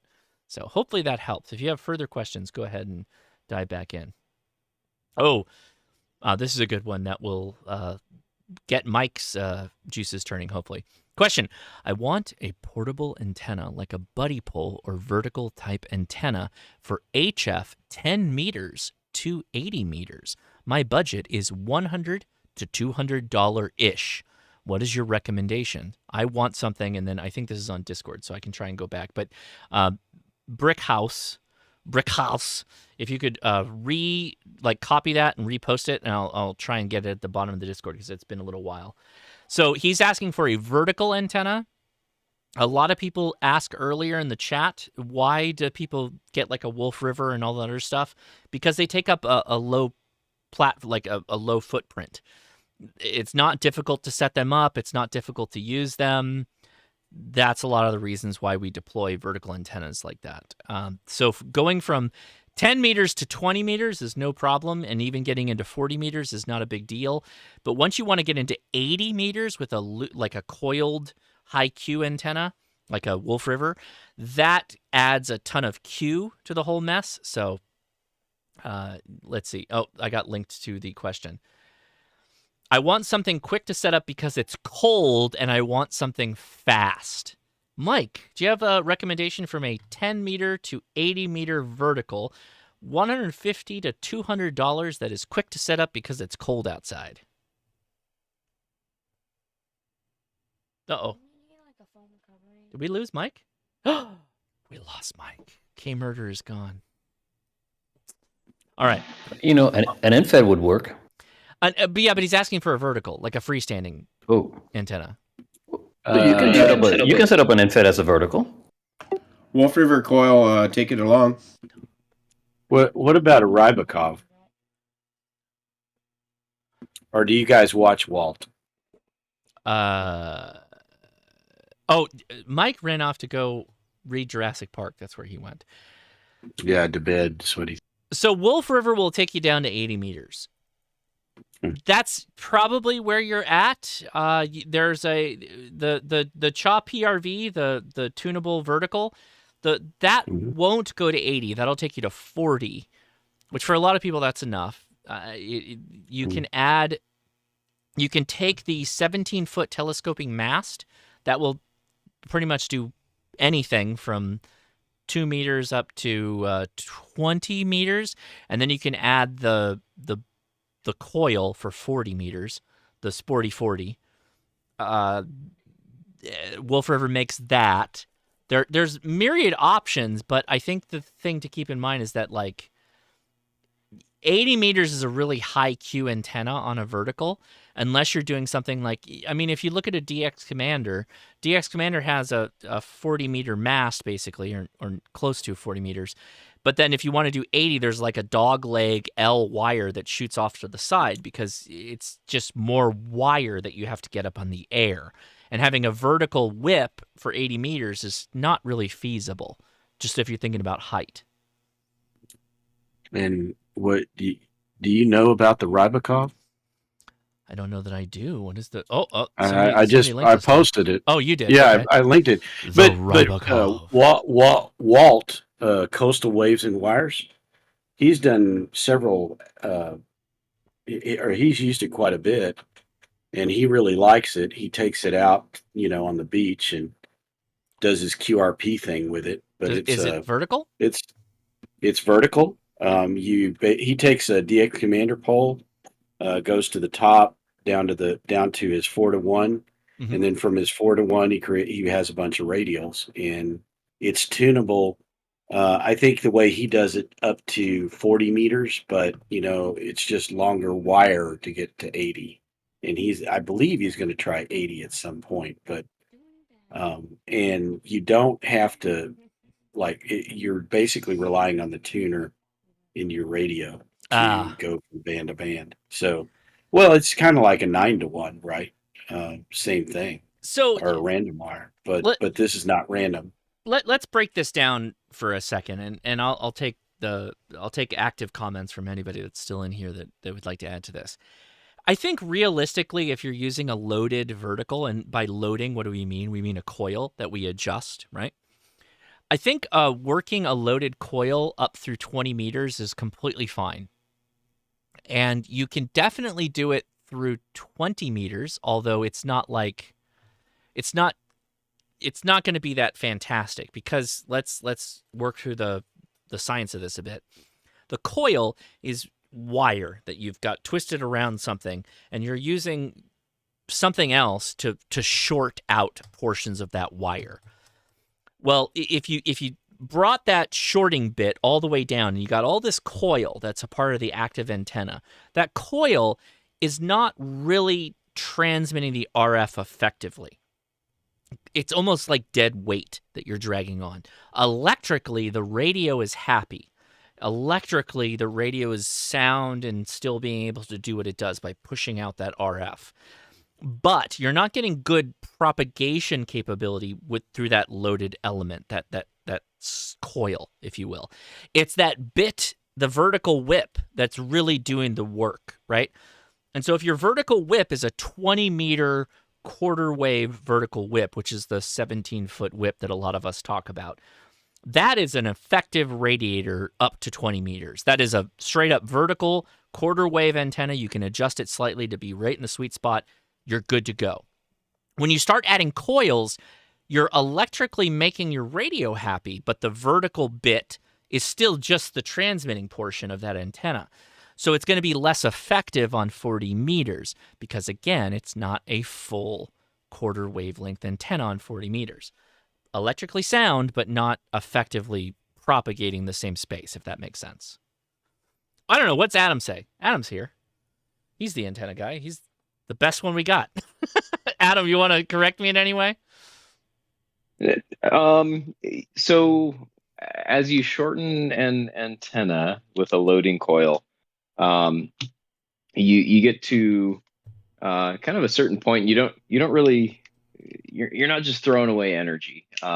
Yes, it's a less efficient radiator, and you want to optimize your system, particularly when you're portable. But smaller antennas can actually work fairly well. Look at like the Elecraft AX1 as an example. You wouldn't expect something with a 1 meter whip on 20 or 40 meters to work, but it actually does. Not great, but it does radiate.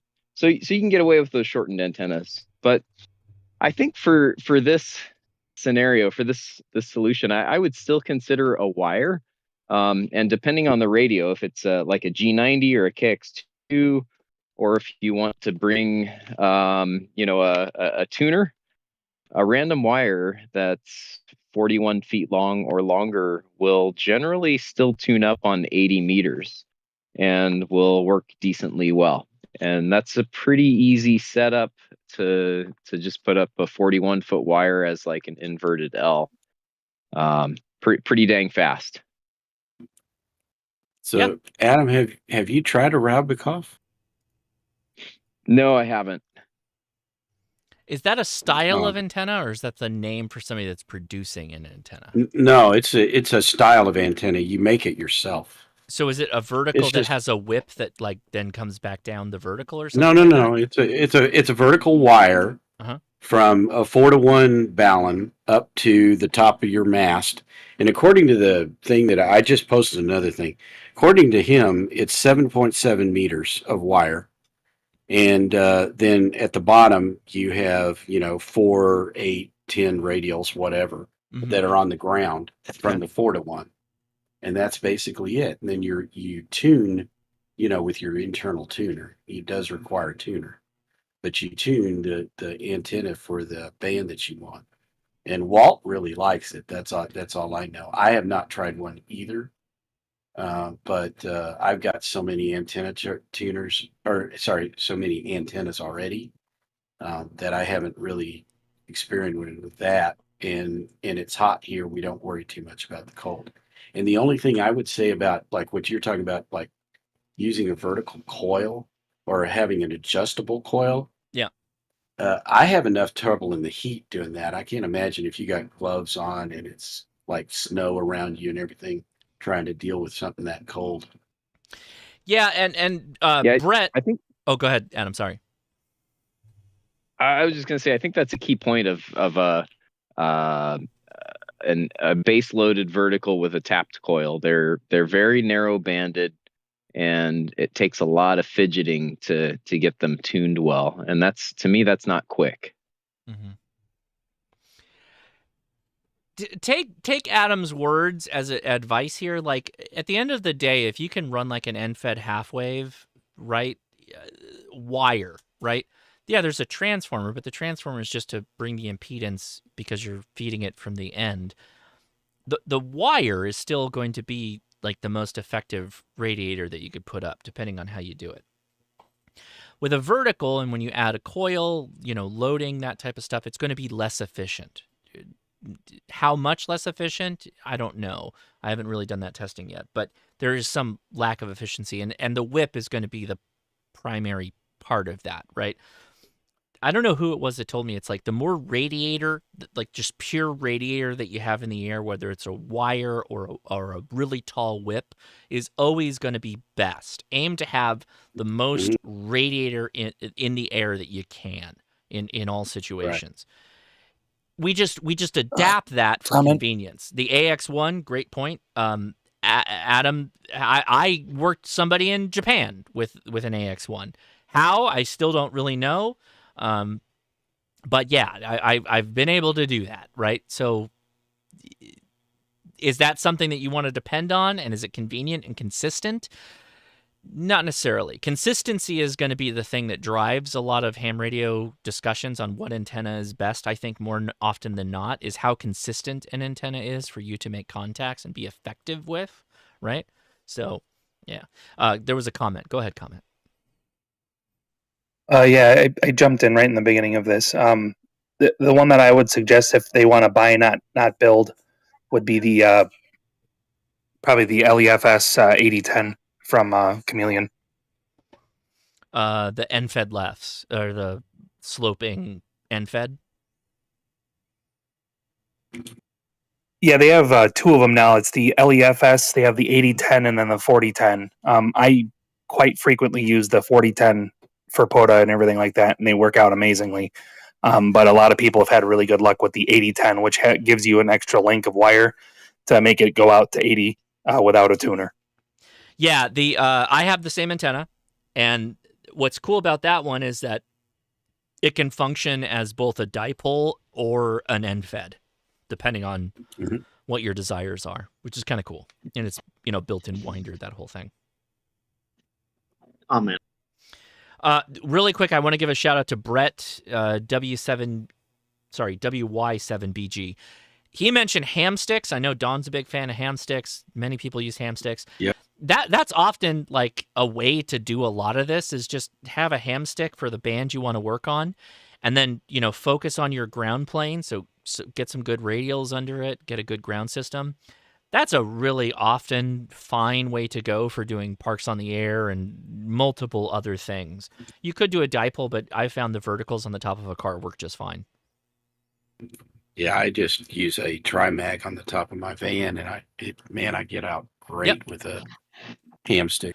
Now, they're super high Q when you start going lower bands. So 40 meters, 80 meters is crazy on a ham stick. That's a nightmare. Right.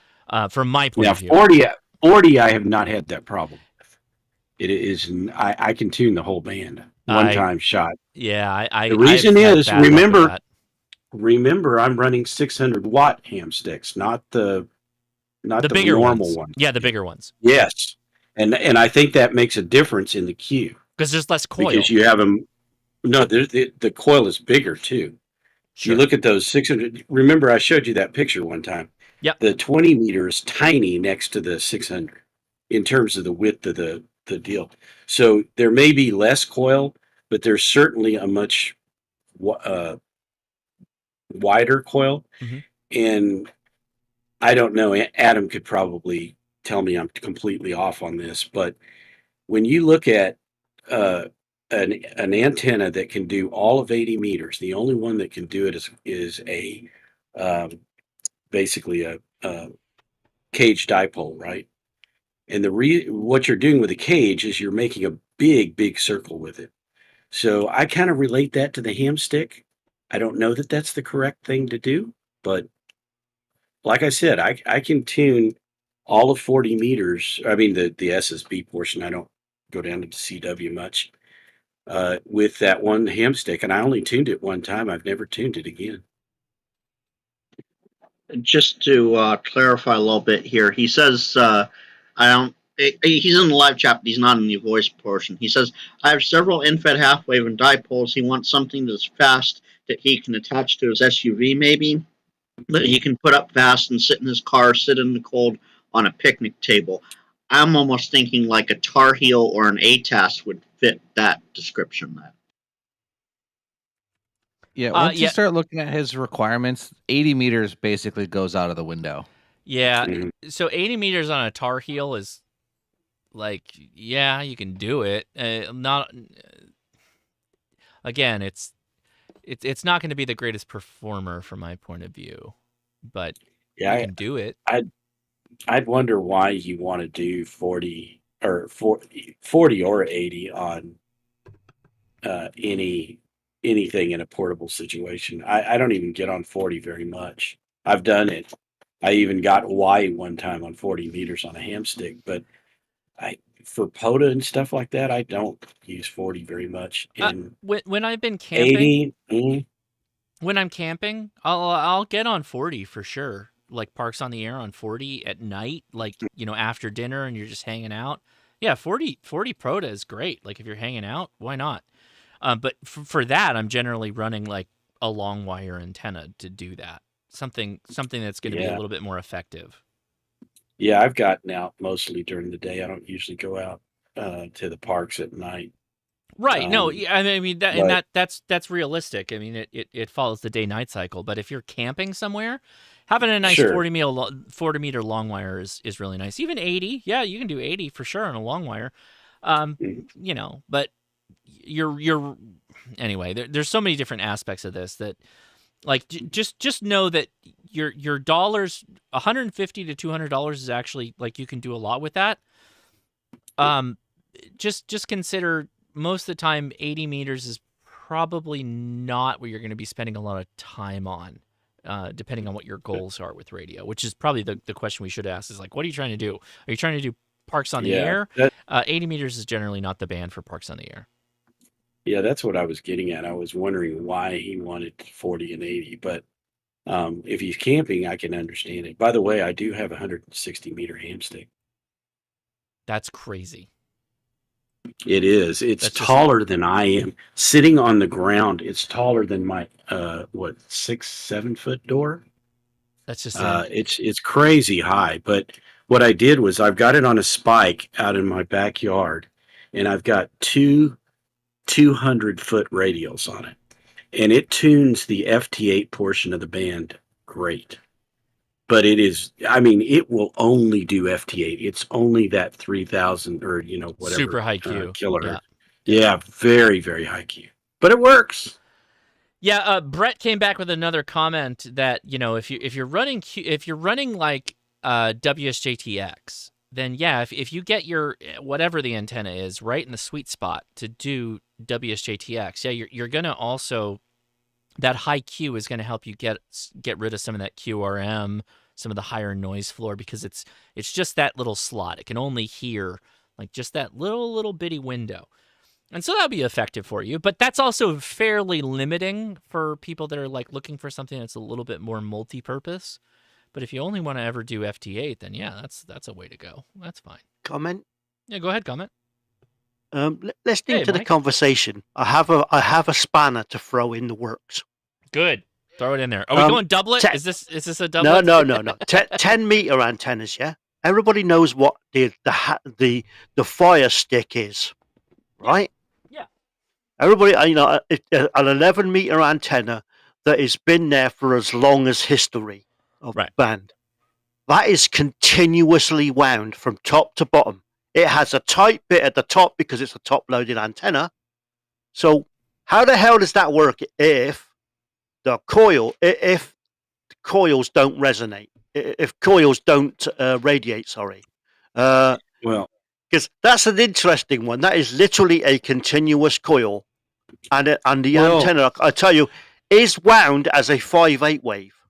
I guess my point was that, like, if you look at a hamstick, where it's just an interesting sort of variation, because it radiates. There's no question that it radiates.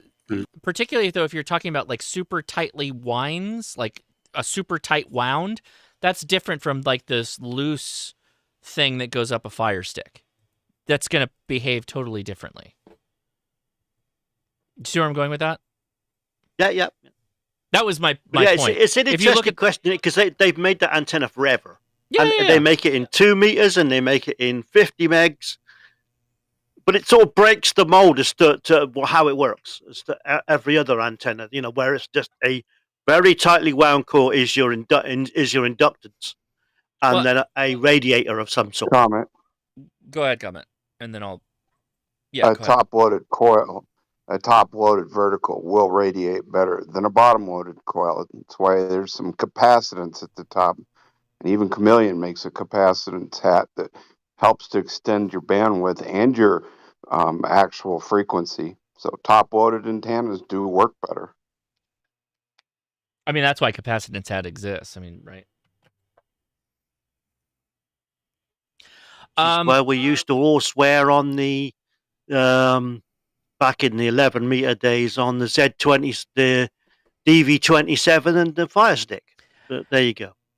I guess the point is, like, if you think about it in just the purest sense, if you had a long wire, half wave or quarter wave, whatever kind of antenna you're building, and it's just a wire, that's going to be more effective than if you start coiling it. And the tighter you coil it, it's going to be less effective. That's all. That's all the statement is. If you look at the ham sticks, a lot of them are center loaded, right? Because they put the coil kind of in the middle somewhere. I guess it's mostly center loaded, but they got a stinger coming out of the top. That's a bit more efficient than if it's bottom loaded versus top loaded. Whatever. There's all kinds of discussions on what is better, but when you start compromising the antenna, it's going to perform less effectively, right? That's the point. Right? Right. There you go. All right. Let's see. Are there any back to the Discord side? Is there anybody here? Just put that down. I don't know why you keep messing around. You're good. Go ahead. Go ahead. Is there anybody in the Discord that'd like to say hi or ask a question? We're back to you all. Hopefully you're still hanging out. If there's anybody that's been waiting this whole time, we want to make sure we get to you, make sure we cover all the bases. Yeah, hi Josh. Can you hear me? Mm-hmm. Yep.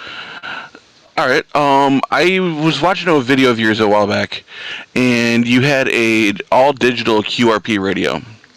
I believe it was a kit. Yeah. How does that hook up to your computer, and what software were you using with that? Yeah, so that's the QDX from QRP Labs. It is a USB-A to USB-B connector, and it only really does FT8 via WSJTX or some derivative of that application, or it will do JS8 call. That's its primary mode of operation. It's an FSK transmitter. All right. With that limited, with the limited digital capabilities of that, are there any other small digital radios that are within that price range that you would recommend? Digital radios within that price range are pretty rare. So I don't know that I know any others than that, because you're talking like $100 for that thing, even with the case that it comes with. I think it's like 120 with the case or something like that. There's nothing I know that's cheaper than that. That is an insanely good price. All right.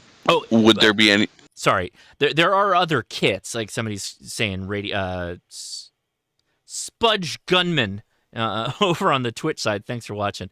Is saying Radio Berry. There's some other kits that might do that, but like, I don't know of one to point you to that's like reliable that I've tested. If that makes sense. Got you. Another thing is, what do you think of the 599 Labs radio? Their QRP rig. The TX500. Oh, it's great. It's super It's super robust and reliable. It's a decent QRP radio. The only downside of it is that like everything has to be plugged into it. So it's got kind of a spaghetti monster thing going on, which is, if you don't have a problem with that, there's no big deal. There's no speaker on board, so you have to run everything off of the microphone, the hand mic, or there are offshoots of, little adapters that you can plug headphones into and other stuff like that. It's fine though. Works great. If you need that, like if you're going to be, like if it's going to be raining on you when you're activating, then yeah, it's good. I think that like that probably dips into a spot where most of the time people have like outdoor dreams that aren't reality, in the sense that we're not going to operate in the rain. Like, if your radio doesn't want to be in the rain, you probably don't either. And to set up an HF antenna and then to get on the air with it, it's likely not reality. There are situations where that may be the only way you can operate, but it seems a little LARPy to me, a little bit. That's my point of view. Fair enough. And I was the one. I asked you a question a while back. I also seen you picked up the vape too. Sons of Sloth. I quit, and I'm gonna quit again. I promise. I did. I was weak. I was weak, and I got one. I was gonna say, Sons of Sloth makes lychee sweet tea. It's amazing. I will tell you, if you smoke cigarettes, please get off of cigarettes and get onto vape, and then get off of vape, which I was doing for a very long time. But this has been a stressful month, and I'm gonna hand this off to my wife at some point and let her run with it. But yes, I was. Worked for me, saved my life. Yeah, Mike KMRD is gone, but he got off of the analogs. That's what I call cigarettes, analogs, and got onto vape, and I highly recommend it. A lot of medical professionals have like on my last QRP video that I did, I was commenting how like the best thing I ever did was get off of cigarettes and just get onto vaping, and I do not step away from that at all. And I got some medical professionals like, yeah, but they're both bad. And I'm like, yeah, but one is way worse than the other, and you got to be honest about that. You got to be way more objective, and you totally should get off of cigarettes. The carcinogen levels of cigarettes is just through the roof, and so if you vape, it's not great. No one's saying it's great, but it's much, much better than smoking cigarettes. So please do that if you can. What's your setup you use? Oh, nothing right now. It's like an elf pod, whatever, doingus. But I had a box mod for a long time. I want to reply to somebody that said LARPy. So, okay. How do I best... Okay, LARPy. So there is a whole contingent of communications that exists now. Right, so if you think about emergent Aries and Races, those are like almost clubs that get together and they practice emergency communications.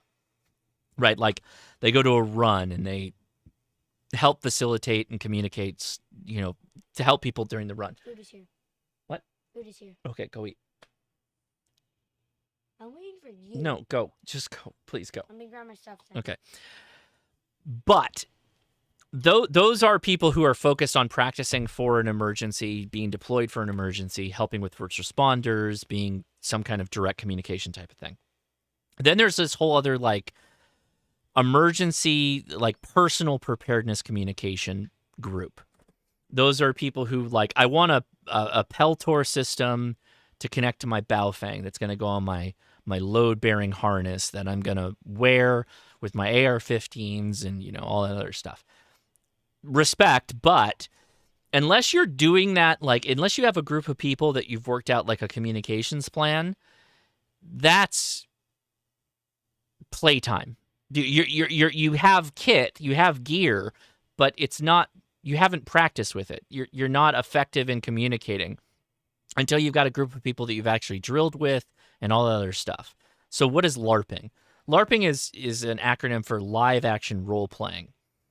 It exists in the gun community and the tactical community and all that other stuff, and it exists in the communications community where people have this assumption that they're going to be these like effective communicators when they've done none of it. They've practiced none of it, and they expect to just roll up and be like, I'm here, I'm ready to communicate. Well, the news is that like you're not ready for it because either A, you haven't practiced in effective communications during an emergency like the Aries and Races people practice in, or you haven't built a group of people and you've worked out a comms plan and have worked through any of that stuff. So you're just buying gear to have it, to make you feel good about having it, right?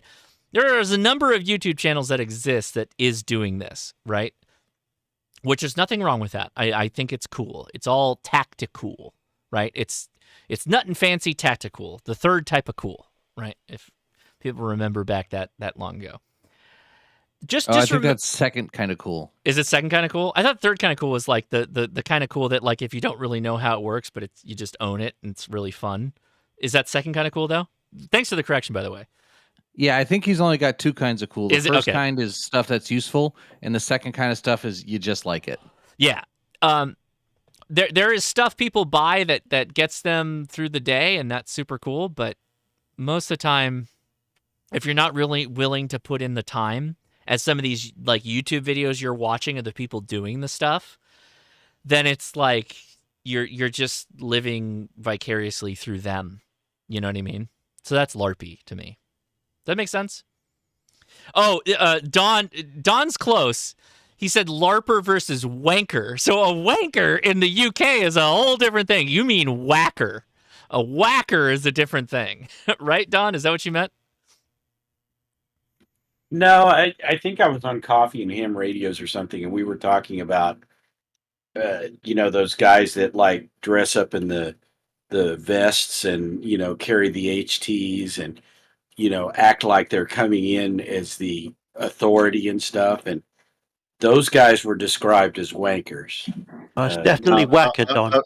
The Whacker. Okay, then I misunderstood. Yeah. The other one is somewhat more personal. Yeah, because I said it the other day to Hayden, and Hayden seemed to know what I was talking about, but or he was thinking the other thing, and it was not my intention, but I think he was thinking the other thing. So a whacker is somebody who puts like the amber light bar in their civilian vehicle and has scanners and has all kinds of military police equipment to listen to frequencies of first responders and all that stuff. That's a whacker. A wanker, totally different, depending on what community you're rolling in. Yeah, fair enough. But I mean, my point is though, I'd say the whacker is a much more deep LARPer, if you will. So somebody mentioned S2 Underground. I talked about S2 Underground. I think that guy's legit. Like, I think he's coming from a background of knowing practical comms, because I think he has a military background. The Tech Prepper also sometimes, comes up. And I've had the Tech Prepper on my show, and I like the Tech Prepper, and I like what they're talking about. I like what everybody's talking about. I like the discussion. When I go hang out with Mike Glover and we talk about the E18s that was a part of his crew and all that stuff, that's legit, like, military communication type stuff, right? They're all coming from a background of wanting to attain that level. The reality is that actual practical application of that knowledge is something that takes a lot of practice, and it takes having a group of people that are actually engaged in doing what you're doing. So when you watch S2 Underground and he's showing you these really cool things, it's great. He's coming from practical knowledge. The problem is that like a lot of people watching it are living vicariously through it, and they're buying stuff, but not necessarily also bringing in that, like, I have to go practice this. I have to actually have people to communicate with, right? That's the part that's lacking in all of this, is that a lot of times with hams and people that are into communications, we're kind of like lone wolves, even if we are members of clubs and all that other stuff. We don't really say oh no, when all the chips are down, we all got to do this particular thing. Like, let's get together and come together with a plan. Like, how many times have you actually had that conversation with somebody, right? That, okay, this is what we're going to do in an emergency. We're going to have this first channel, and if this channel's obstructed or we think that it's been compromised, we're going to switch to this channel, and this is our coded message system, and we're going to switch to this channel. And like, really? Like, is anybody doing this? Like, there are people, but it's got to be the minority of the minority within our community that's doing it. Well, the thing I have about that is that there's just that isn't even practical. I mean, it is. No, it is. Well, the situation. What I'm saying is that doing the practicing of that for what scenario? Because you never define, okay, in this scenario, we're going to switch to this. I've never heard him define the scenario. Right. When is that going to happen? No, this is perfect. So Ed Andrews commented, you have to train with a squad on a range using the radios to communicate. 100%. And then somebody's got to call audibles. We used to call them green cards. I was never military, but I'll tell you what, I was adjacent in certain situations, particularly in selling off things that I did. And they'd call these green cards or these audible plays where you'd have to account for an emergency that happened, and you'd have to be able to reassemble and replan at any time using the equipment that everybody had deployed. And this is exactly what that is. So if everybody's rocking a Baofeng, and let's say you got 3 people and they're on some kind of multi-target range. And now I'm getting way deep into the rabbit, into the grass here a little bit, but follow along a little bit. So you got 3 people and they're all running some kind of drill. Say you have a multi-target setup and you're supposed to, land nav, I don't know, half a mile, quarter mile, whatever to a certain point. But then at some point, someone, that's outside necessarily that's running the drill says, oh, channel 1 is compromised. Right? You just say that. Okay, well, that could mean many things. It doesn't mean somebody's listening to you necessarily. It just could mean a soccer mom's on there saying, like, I need help. Okay, so now we have to go to an auxiliary plan or some backup plan. You have to switch channels to that auxiliary plan, and you have to continue on. And all that stuff has to be drilled. You have to do that. Back to Don's point, though, what are you drilling for? Like, what is the point of all of that, right? That's ultimately the question is, like, how hard... At what... Go ahead. Yeah, at what point do you deploy? What is the scenario under which you deploy for this? Well, I mean, it's the same. I am a prepper, straight up. I don't have any problem saying that. So my level of preparedness is always based off of like local disasters, earthquakes. I grew up with earthquakes, like real earthquakes. I was in a big earthquake when I was a kid. So my level of preparedness is always like local emergencies. I'm going to be without natural gas, without power for over a week. What do I do? I got enough food, et cetera, et cetera. So what my level of communications is going to be commensurate to that. Some of these folks are like, I'm literally going to be potentially getting into a gunfight with people. And okay, that's fine. If that's your level of preparedness that you think is going to happen, fine. I won't get into the debate of how statistically likely that is for you to get into that situation, but it's something that you've done the math on, hopefully. Not you, Don, but you, everybody listening. And you've said, like, yes, this is the thing. Yeah. And the problem is that the one thing that everybody forgets is, for somebody like me, I might as well not even worry about it, because the medical community will not allow me to prep, period. They don't. There is no facilities for that. I can't buy 6 months supply of insulin. I can't buy 6 months supply of my drugs. If you're on anything, if you have any medical problem in today's world, you're screwed. Don't even bother with the food or anything else. You're not going to last that long. A few weeks worth? Sure. I do that every time I go to the grocery store. I buy weeks worth of food. But practically, I'm not going to buy a 3-month or 4-month supply because I couldn't last that long on the drug. Hey, I'm with you on that one. People see the crap I have set up, and they're like, "Hey, I'm going to go to your place in the zombie apocalypse." So, like, no, you're going to go with me and start knocking over pharmacies, because I'm not going to last a day, well, a month. Well, and how long for people like us would it take to go and rip the pharmacies off, and then there's nothing left, right?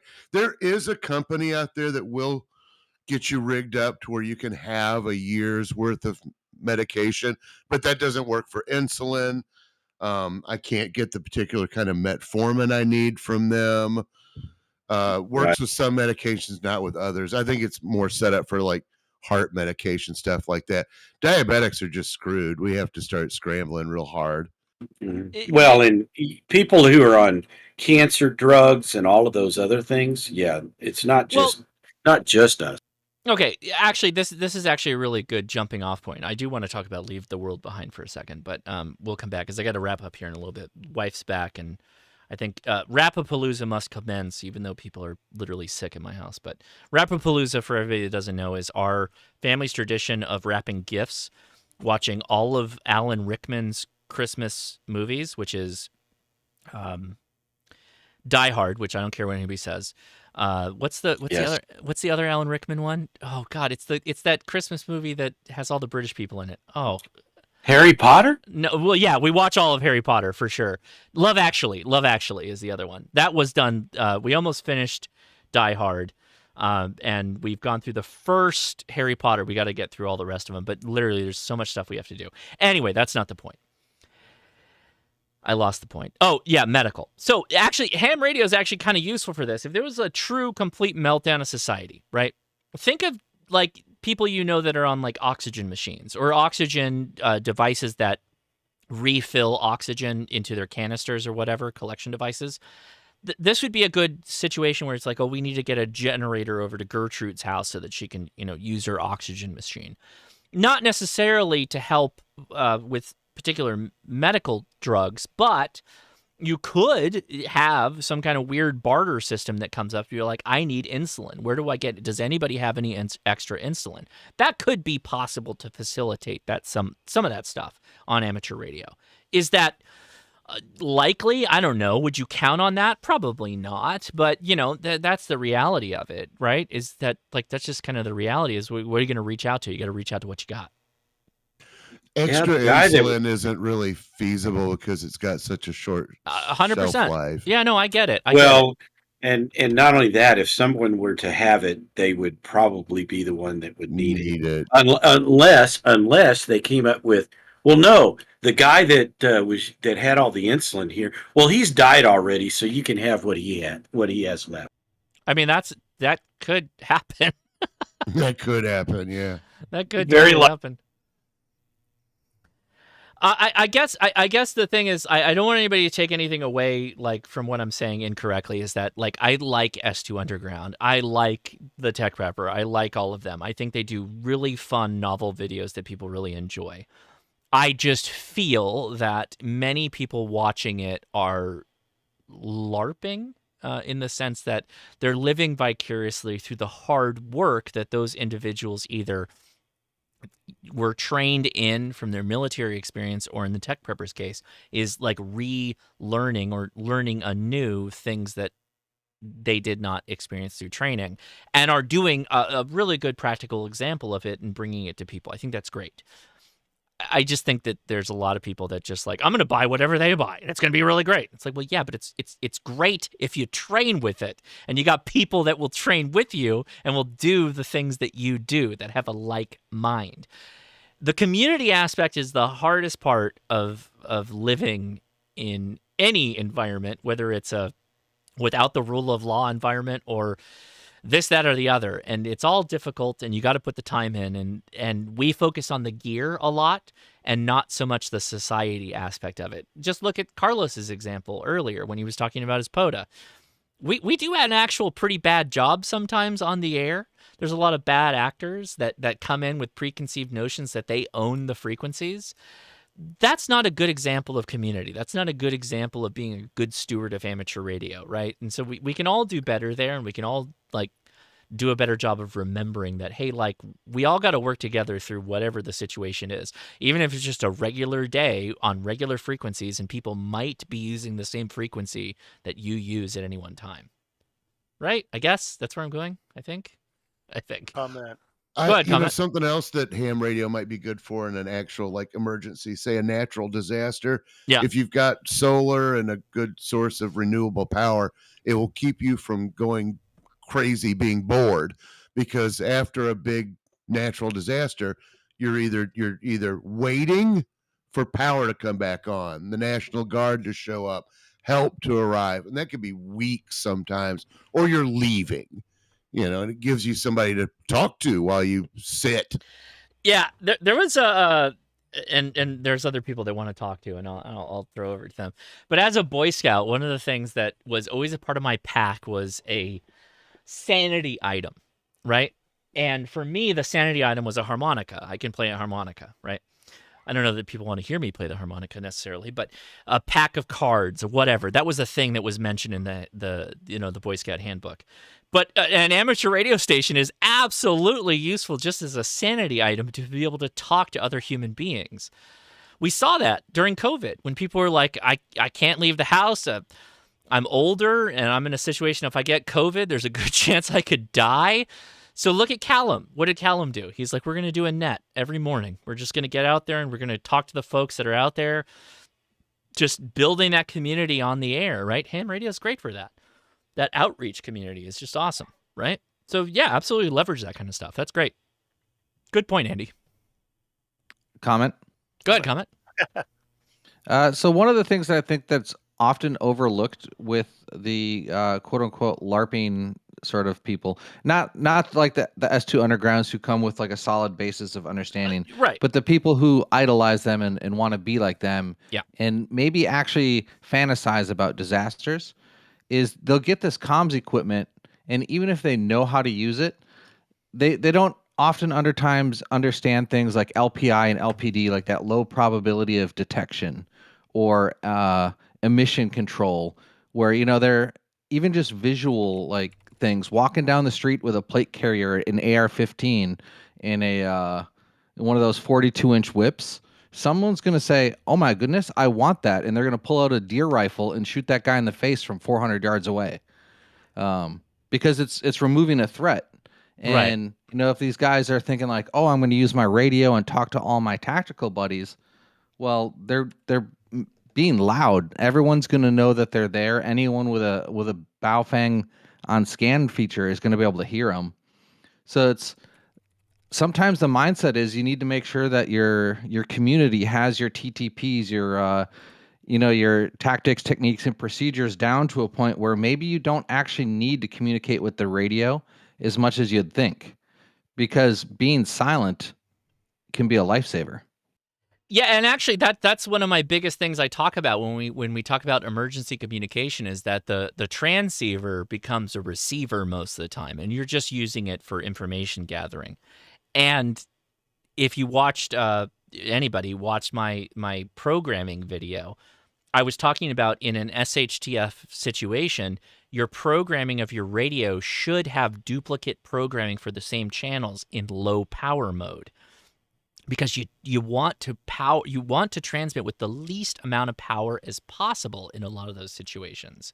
You don't want people to be able to eavesdrop. You don't want people to hear you. And being able to go low power is always the way to go in those situations. Yep, and a lot of like inter squad radio stuff. I mean, sub 1 watt will get you a block away, and if someone's more than a block away, do you really need to talk to them in a tactical environment? In one of these end of the world sort of scenarios. I'm kind of kicking myself. I had a video that I shot a bunch of stuff where I was talking about just gray man ham radio, and it wasn't like gray man. Well, no, it was gray man in the traditional sense that you want to look nondescript. So the challenge of the video was like, how like gray man could you be setting up an HF antenna like an end fed without anybody in the park really noticing you doing it, with it being super like covert or whatever. And I had shot like, video of me setting up and having people in the background and them not really looking and all that stuff. Is it possible? Yeah, it's totally possible, but it's kind of like, I don't know. It starts going down this weird rabbit hole that I was like, I don't know that I'm really ready to to do the whole thing on that. But yeah, it's totally possible. And that's the reality of it is that like HF in a true SHTF environment where you're like running around and I got to get away or I got to bug out or whatever, it's kind of not the portable type of thing a lot of times with HF. Actually, if anything, it goes back to us talking about those loaded verticals. Loaded verticals are really easy to set up, right? that would be the way to go in some covert situations. But the problem with the vertical, not a lot of NVIS, which might be the people you want to talk to, is the local folks to come back down on, right? So it's tough, man. End of the world. In scenario, I can't imagine a reason why I'd need to talk to someone 2,000 miles away. Yeah, that's a very good point. Very true. Yeah, man. Well, go ahead, comment. Yeah, if we got more comments, we'll take them. Like I'm born and raised in San Francisco. I'm sorry. now I'm just kidding. I'm kidding. I Well, do no, like no, SF. I do like SF. I'm kidding. I'm well, kidding. no, I left there 20 years ago. Now Oh, I you live did? in a Okay. little town in South Dakota. All right. Okay. Yeah. The difference here is, like my neighbors, they ask me, what are those antennas and stuff, and I tell them what it's for. But out here we barely have cell service, and if you have Verizon or one of the major companies, you have really terrible service. Though we have a cell tower right in town, but it's for another company, and if you don't have theirs, you don't have access. But when that all turns off, you know, there's nothing around me for 40 miles in either direction. Right. So, you know, I talk to the guys. I have a 2 meter beam. I can talk to the guys in town to see what's going on, like, in the bigger town. And mine will talk almost 150 miles, on sideband. So in that case, I could keep my little community abreast of what's going on Yeah. because the cell phones and stuff like that are just not going to work. And here, being a small farming community, ranches and such, Yeah. everybody here knows how to grow food. Everybody here has cattle. This little area is going to survive for a long period of time. Yep. Because we have the resources. But when you're sitting in the middle of LA, the resources are going to get slim fast, and people are going to be cutting each other's throats. I gotta steal it. I'm gonna steal all the resources. That's pretty much. Yeah. So, There's a anyway, really good. correct. There's a really good movie about practical communications. You know what it's called? It's called Tremors. Have you seen it? It's on CB. They're all doing practical communication over CB. It's fantastic for that. Everybody has seen that. Get up Yeah. on your car. Here he comes. Yeah. No, I mean, I'm joking. I'm joking. But it's no joke in the sense that, like, just apply that on a larger scale. If you take a dramatization of something like Tremors and you just applied that on a larger scale, it still works, right? So you just take your technical knowledge and be like, okay, I got to get everybody on GMRS. I got to get everybody on ham radio. Yeah, that's the solution of the problem a lot of times for your local communities. And I love the sustainment capability of the community you're in. So you definitely upgraded. I love that. Well, the difference here is the small group of ham operators we have.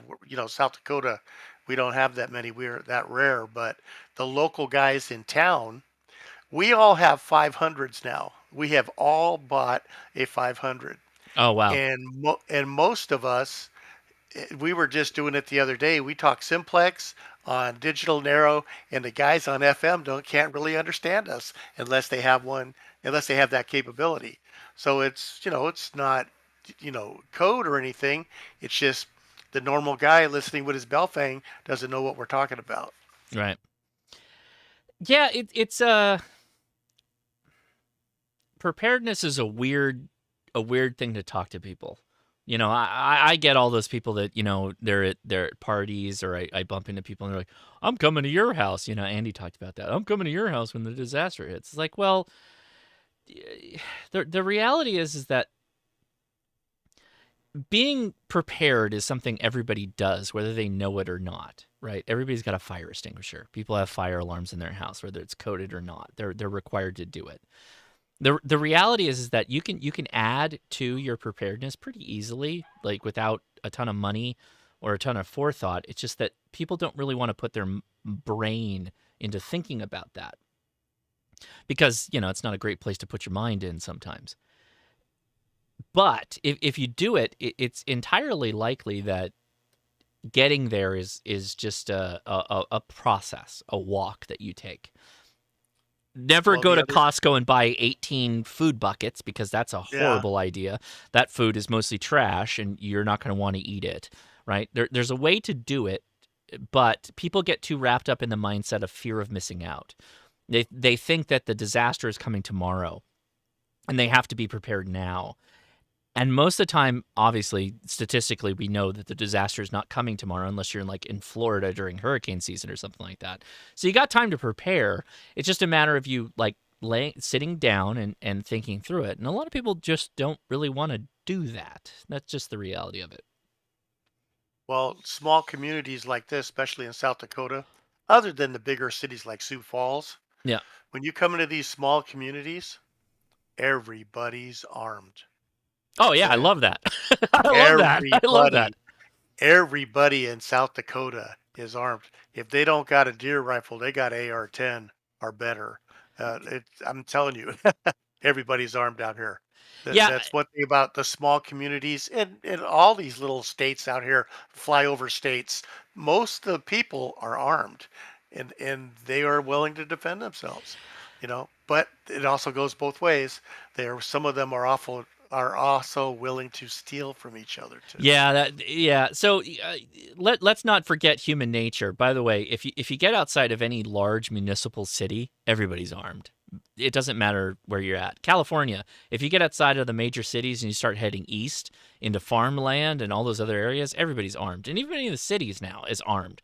The AR-15 has become like the Pokemon card of like preparedness. Everybody's got an AR-15 in California. I don't know if everybody understands that yet, but like, yes, everybody is armed now. Everybody's buying guns. They have been forever. You're never going to take that away. It's never going anywhere. Like, it's fine. It's fine because most of the time guns are everywhere all the time and everybody goes home safe at night and it's not a big deal. That's always been my point, but yeah. Well, thanks for your time. No, I like it. I like the comments, and I like where you're at. Sounds like you got a good space with some good community behind you.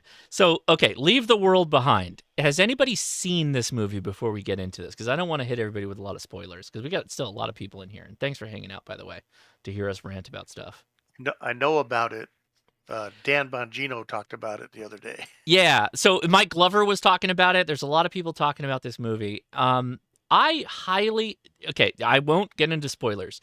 I highly recommend people go watch this movie.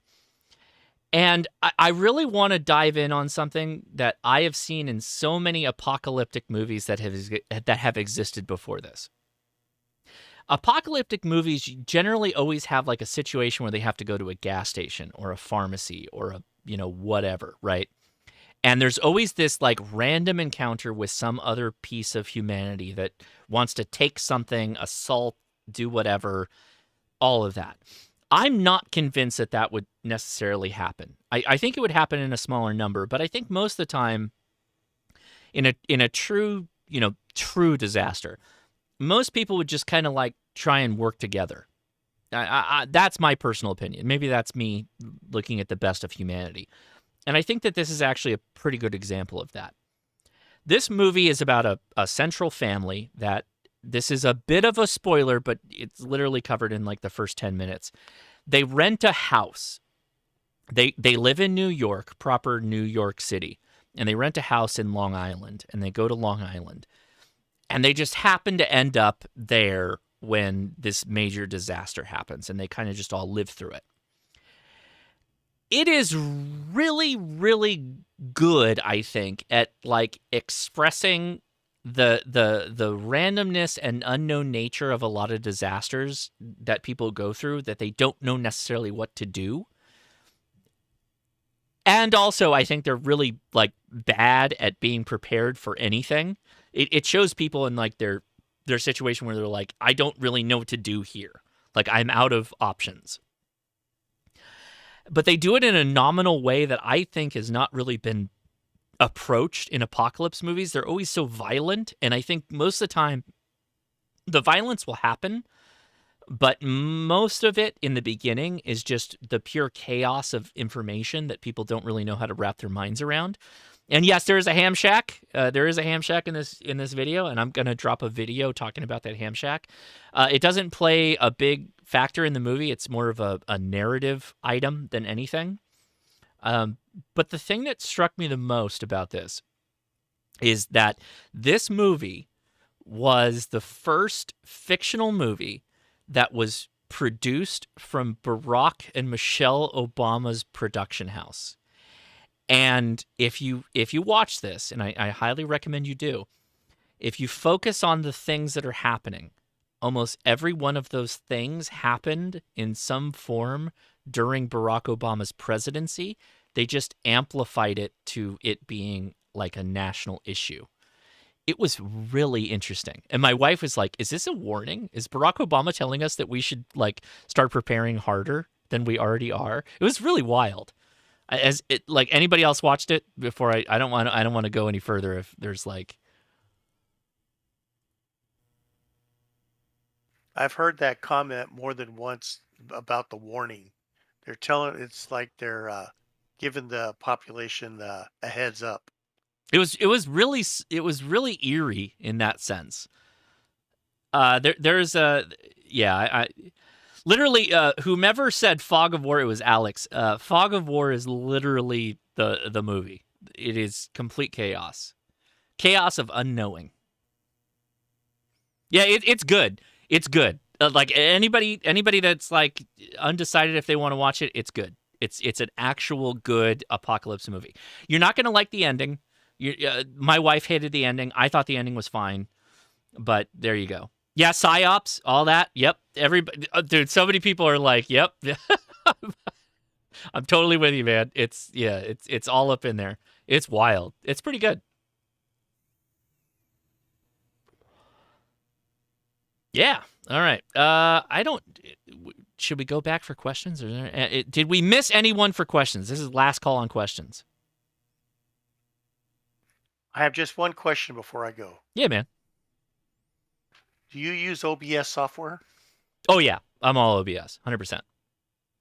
Okay, I'm just playing with it. I'm setting up my live stream and all my cameras and interfaces and everything, and yeah, I've been playing with it because Mike mentioned it, so I looked it up. And anyway, yeah, so far so good. Yeah, anyway, if you want pure control over your live stream, OBS is the way to do it. I know a lot of guys use StreamYard, like a lot of the ham radio YouTubers use StreamYard, and that's like effective.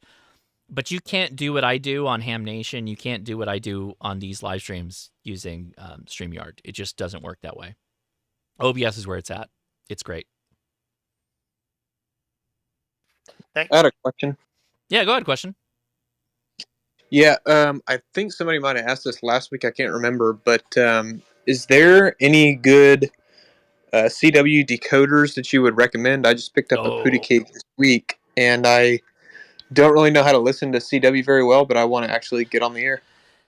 Man, I hate to be the bearer of bad news. So CW decoders work. There are some radios that have them embedded. Some of the Yaesus have them. Eldercraft has them. There are some applications that you can. CW Skimmer. Somebody already mentioned that. Oh, it's K-Booty. Andy got it. CW Skimmer is probably the application you can use that would best like do the decoding. Here's the problem, right? The problem is that telling a computer, right? Computer, decode CW for me. The problem is that the computer is expecting computer talk or keying that a computer can pick up because it's consistent. The reality is that most people on CW, most human beings actually on a key, they're not really that decodable because the human issues with keying, straight key, iambic, whatever, they're going to have their own individual fist, right? If you use something like N1MM or some kind of software that allows you to transmit CW, then your CW skimmer will pick that up no problem. So if you do like contesting or you're active in an event where people are using computer-aided CW to transmit, then you will be able to pick that up no problem. But once a human being starts to hammer out that code, that the software has a problem being able to copy that effectively. So you still need to learn CW. You still should learn CW. Yeah, I'm definitely planning to learn it. I was just trying to get on the air as fast as I can and actually start listening. I feel like doing that's going to be my best way of learning rather than just watching videos and all that. Yeah, if you really want to get active on the code, Long Island CW Club is the way to go. Like you really should become an active part of their community. They have a fantastic community, and they are really, really good at training people on how to be effective with Morse code.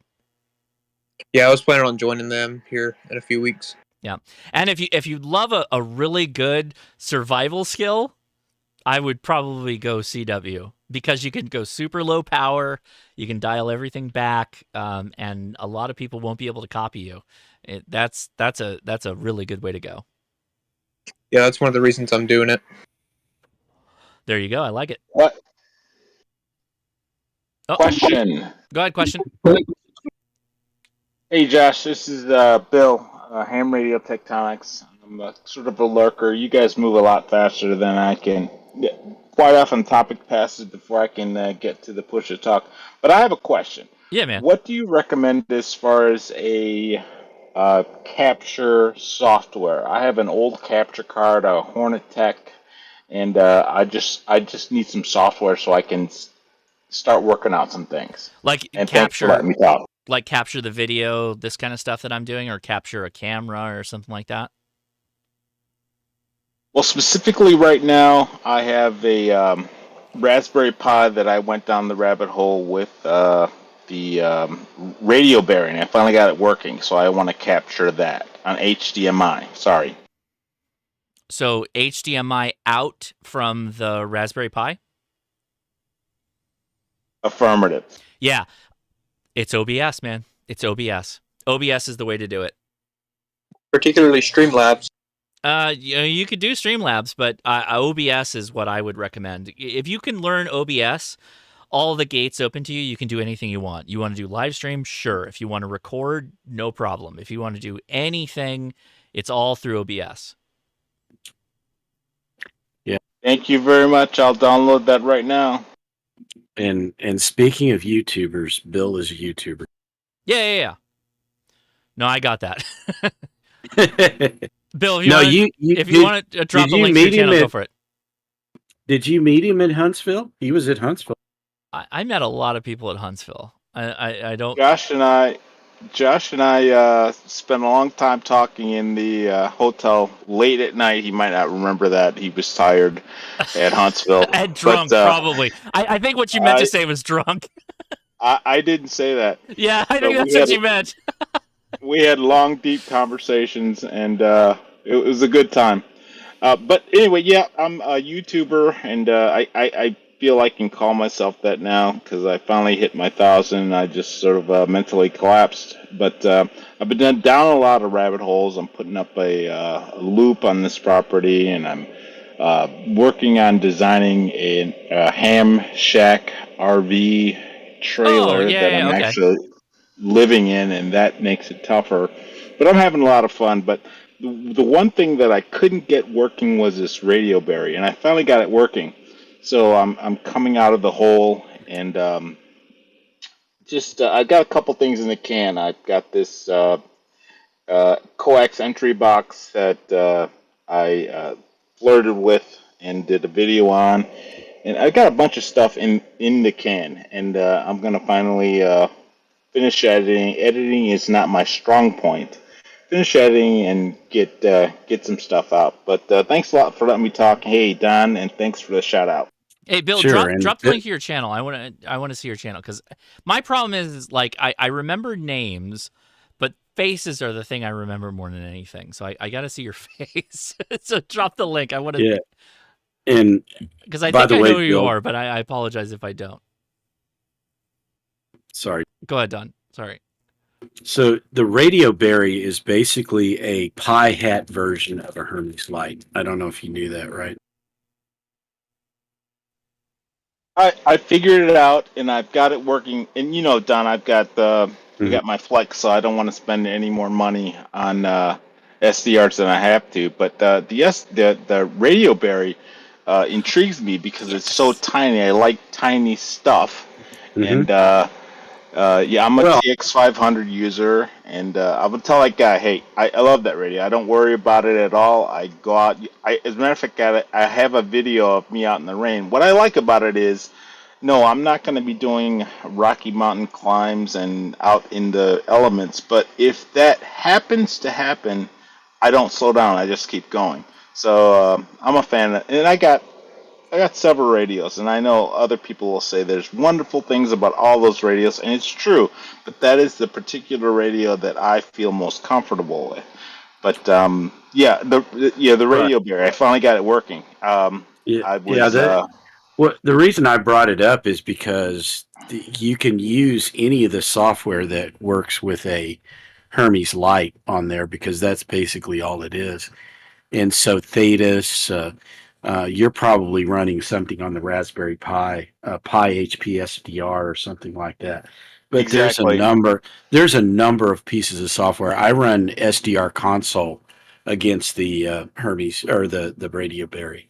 So I'm just saying there's lots to explore with that radio. Yeah, I'm gonna have fun. I was going down the wrong direction. That something I kept reading. I have the Cyclone 10, and something kept telling me to load the 25 gateware, and so I kept doing that, and I couldn't get anywhere with it. But actually, I need to load the 16 gateware so that my Radio Berry would work. And when I finally tried that, everything worked. Yeah, Josh has to go, I think. Oh, yeah, my wife's in Yeah, that. yeah. So, Bill, by the way, yes, 100%. I remember you. I don't know what it is about your microphone right now, but I'm not hearing your voice the same way I remember it. But yes, Bill he's often hanging out around Jason's RV. Bill is the one that corrected me on the TX500 about the attachment for the headphone jack. 100% remember that. And yes, Bill, I was totally drunk when we were hanging out in Huntsville, so I appreciate your candor in the way you documented that. So I appreciate you, man. And yeah, thank you, for hanging out with me and talking and all that. Well, that's the way I remember it, and that's my story, and I'm sticking to it. Mm. Well, you're obviously a good friend. So I will make sure to put you on my alibi list in case my wife starts calling. What was Josh up to? Was he belligerent? Dude, Huntsville this year was wild. That last night was particularly wild. So thank you to good people like Bill. I appreciate you guys. So, Josh, do you have time for one more quick one? We're going to take this last one and then I'm going to head out. Oh, yeah. Leia's like, it's time for Alan Rickman Christmas Rapapalooza. I got to go help her out. So, last question. Let's take it. Okay, real quick, Josh. Going back to a question that happened earlier on, a gentleman was talking about a repeater 20 miles away. Yeah. And I know thought I've seen you with some handhelds that had the aftermarket diamond high gain antennas. And I was just wondering about maybe there was a price constraint that I missed. Would the individual be able to use like crossband repeat and have the mobile unit in his attic or in the second floor with the Diamond VX 2000 or some such on the roof to get him there using the low power, say, for example? That's yes. There's all kinds of I'm literally making the fire alarms go off. So I think we're gonna have to stop transmitting there. All right, so. Here's cheaper the better. Here's the thing, right? Like, I generally want to point people, like when they watch my channel, to the most effective way to be efficient. You could put a radio in the attic and crossband repeat and have it connected to some manner of antenna and then, do all that stuff. That would be like the next level when they come back and say, hey, I put a good antenna on the roof and I'm able to hit the repeater. But now my issue is that I'd really like to be able to walk around my house when I'm talking on that repeater. Okay, now we can talk about throwing some more money at it and potentially doing a crossband repeater solution. That's a total great option. I love that option. But the first solution should always be to have an effective antenna to be able to communicate. I think that's always going to be my first step. And generally, putting a good antenna on the roof is likely going to be the least expensive of the things to do. Because once you're like, okay, I got to go buy a crossband repeater, how much is that going to cost? Like $200, or I'm going to get this ICOM 2730. I'm going to go bury it in the roof somewhere. That you gotta tell me that that's like exactly the thing you want to do. Versus let's just put a better antenna on the roof. Let's get you directly piped to that coax and get you on the air. You know what I mean? Like it's kind of like when you take a car to a mechanic and something's broken. Hopefully your mechanic is going to be a good enough mechanic that they're going to start working through the cheapest things first to get you back on the road versus like, oh, we got to go buy a step IR antenna for you to get back on the air, right? Like that's always my goal is like, let's, get people going the cheapest and most effective and efficient way possible. Well, I certainly hope there's more mechanics out there with your brace. In my experience, that's not always been the case with car mechanics. but I noticed you did first opt for the gentleman to use the antenna on the roof with LMR 400 or Messiaen Poloni. Right. He then later came up with the statement that, well, my area is hilly, which does go back to the rooftop antenna, maybe more so than a high gain antenna on the HT. Yeah, most roads go back to getting an antenna outside. If that was so, VHF, UHF is always going to be better if you get your antenna as high as possible. We know this, right? Get as high as possible. Make it the most effective that you can in that situation. That's always going to be the best for you.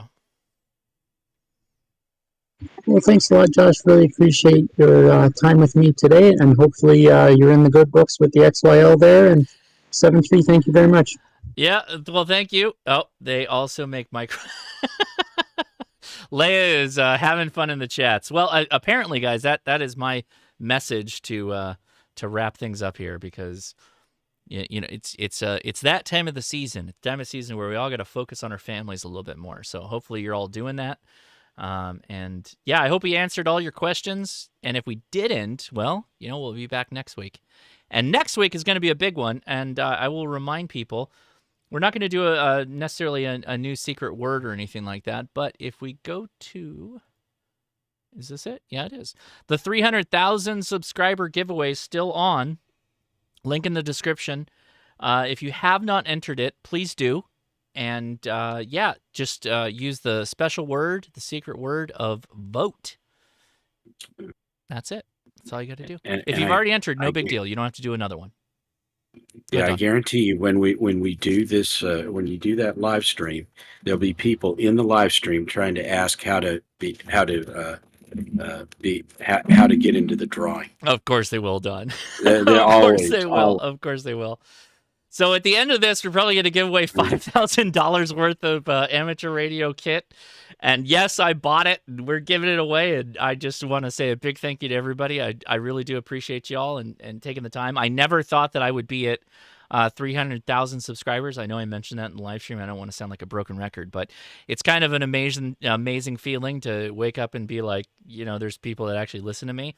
So I hope I'm doing right by y'all, and hope I'm answering your questions, and you're getting the information you need. And I could not hope for a better community of smart people that hang out in these after chats for no reason other than to just talk about a hobby we really enjoy. So that's just amazing. Well, and maybe one day you'll be able to afford an editor. I've been thinking about that. There are parts of me that think about getting an editor, but I don't know, man. I've been doing it for so long, just editing the way that I edit, and I'm not an amazing editor in any factor of the word, but I don't know. It's going to be on the list to think about in the coming years for sure. So, Yeah, when you have to keep pumping out so many videos during the week, then I watch a couple of channels that don't seem anywhere near as big as yours, and they're always talking about their editor, and I'm like, I have no idea how much that costs, but it just seems. Well, I think I'll just mention him. Jason has already said he has an editor, and I think his editor does a good job, and you can tell because he's got the.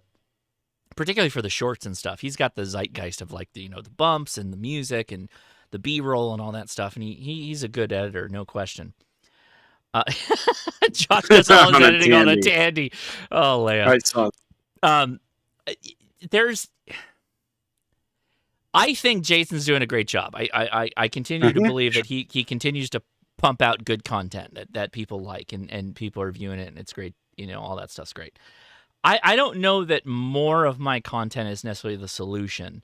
Also, I don't know how that all scales up yet. More of it, could I produce more of my content? Is that something people want? I don't know.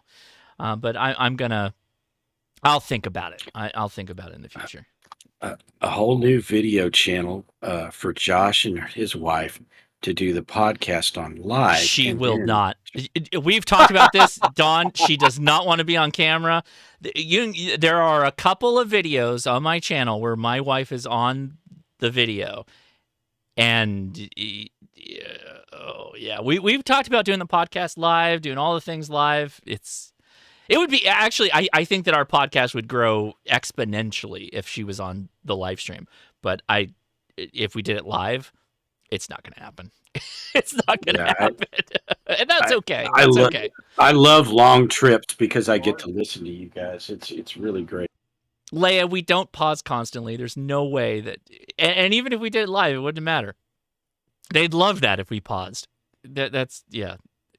Leia, don't. It's okay. The choice you made is fine.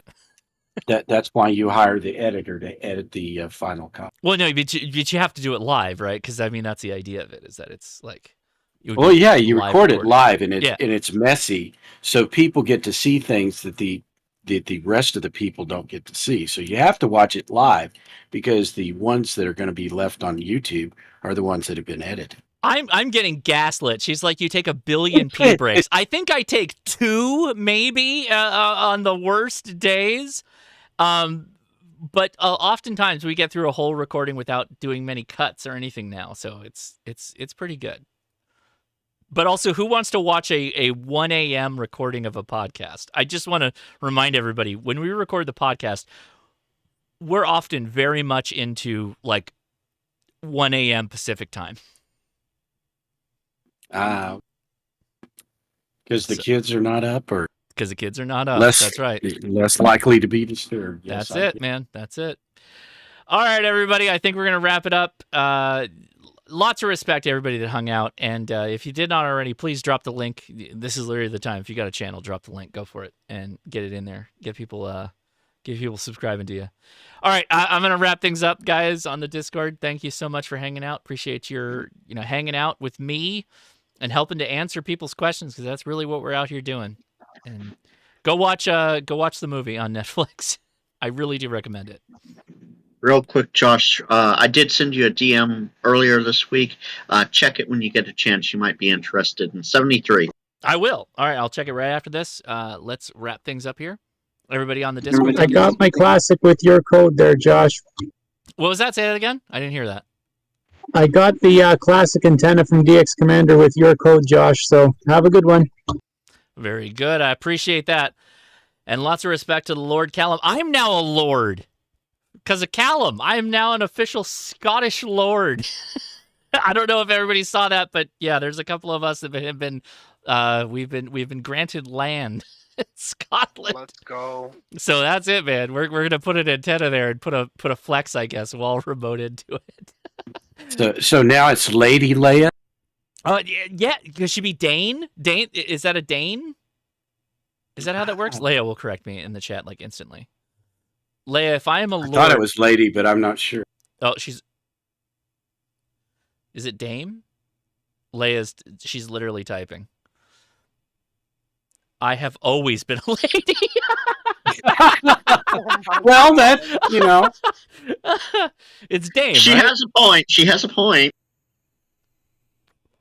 Yo, Josh. Yeah, I think we're good. What's that? Go ahead. Yo, Josh, it's me, Minolta Jr. now. I wanted to say that the Kenwood TS120S, I got it on the air, and it's just beautiful, bro. I managed to work the contest last weekend, and I did like 100 contacts, like first time in my life. It's beautiful. It's beautiful, bro. I love it. That's awesome. Beautiful. It's beautiful. And thank you so much for the feedback on the radio. Good for you, man. All right. Cheers, everybody. Have a great rest of your weekend, and we'll see you again next week. I swear I'm going to be on the air like crazy next week, so I hope you're all ready. Again, Jason Ham Radio 2.0. I'll be there Friday morning. Whatever business comes about with Ham Radio 2, but that's going to be awesome, doing a charity event for ARRL, particularly the Teachers Institute, so I hope you all join us over there. And again, everybody, these amazing people in the Discord, thanks for helping everybody out and continuing to help everybody out. I will talk to you later there, okay?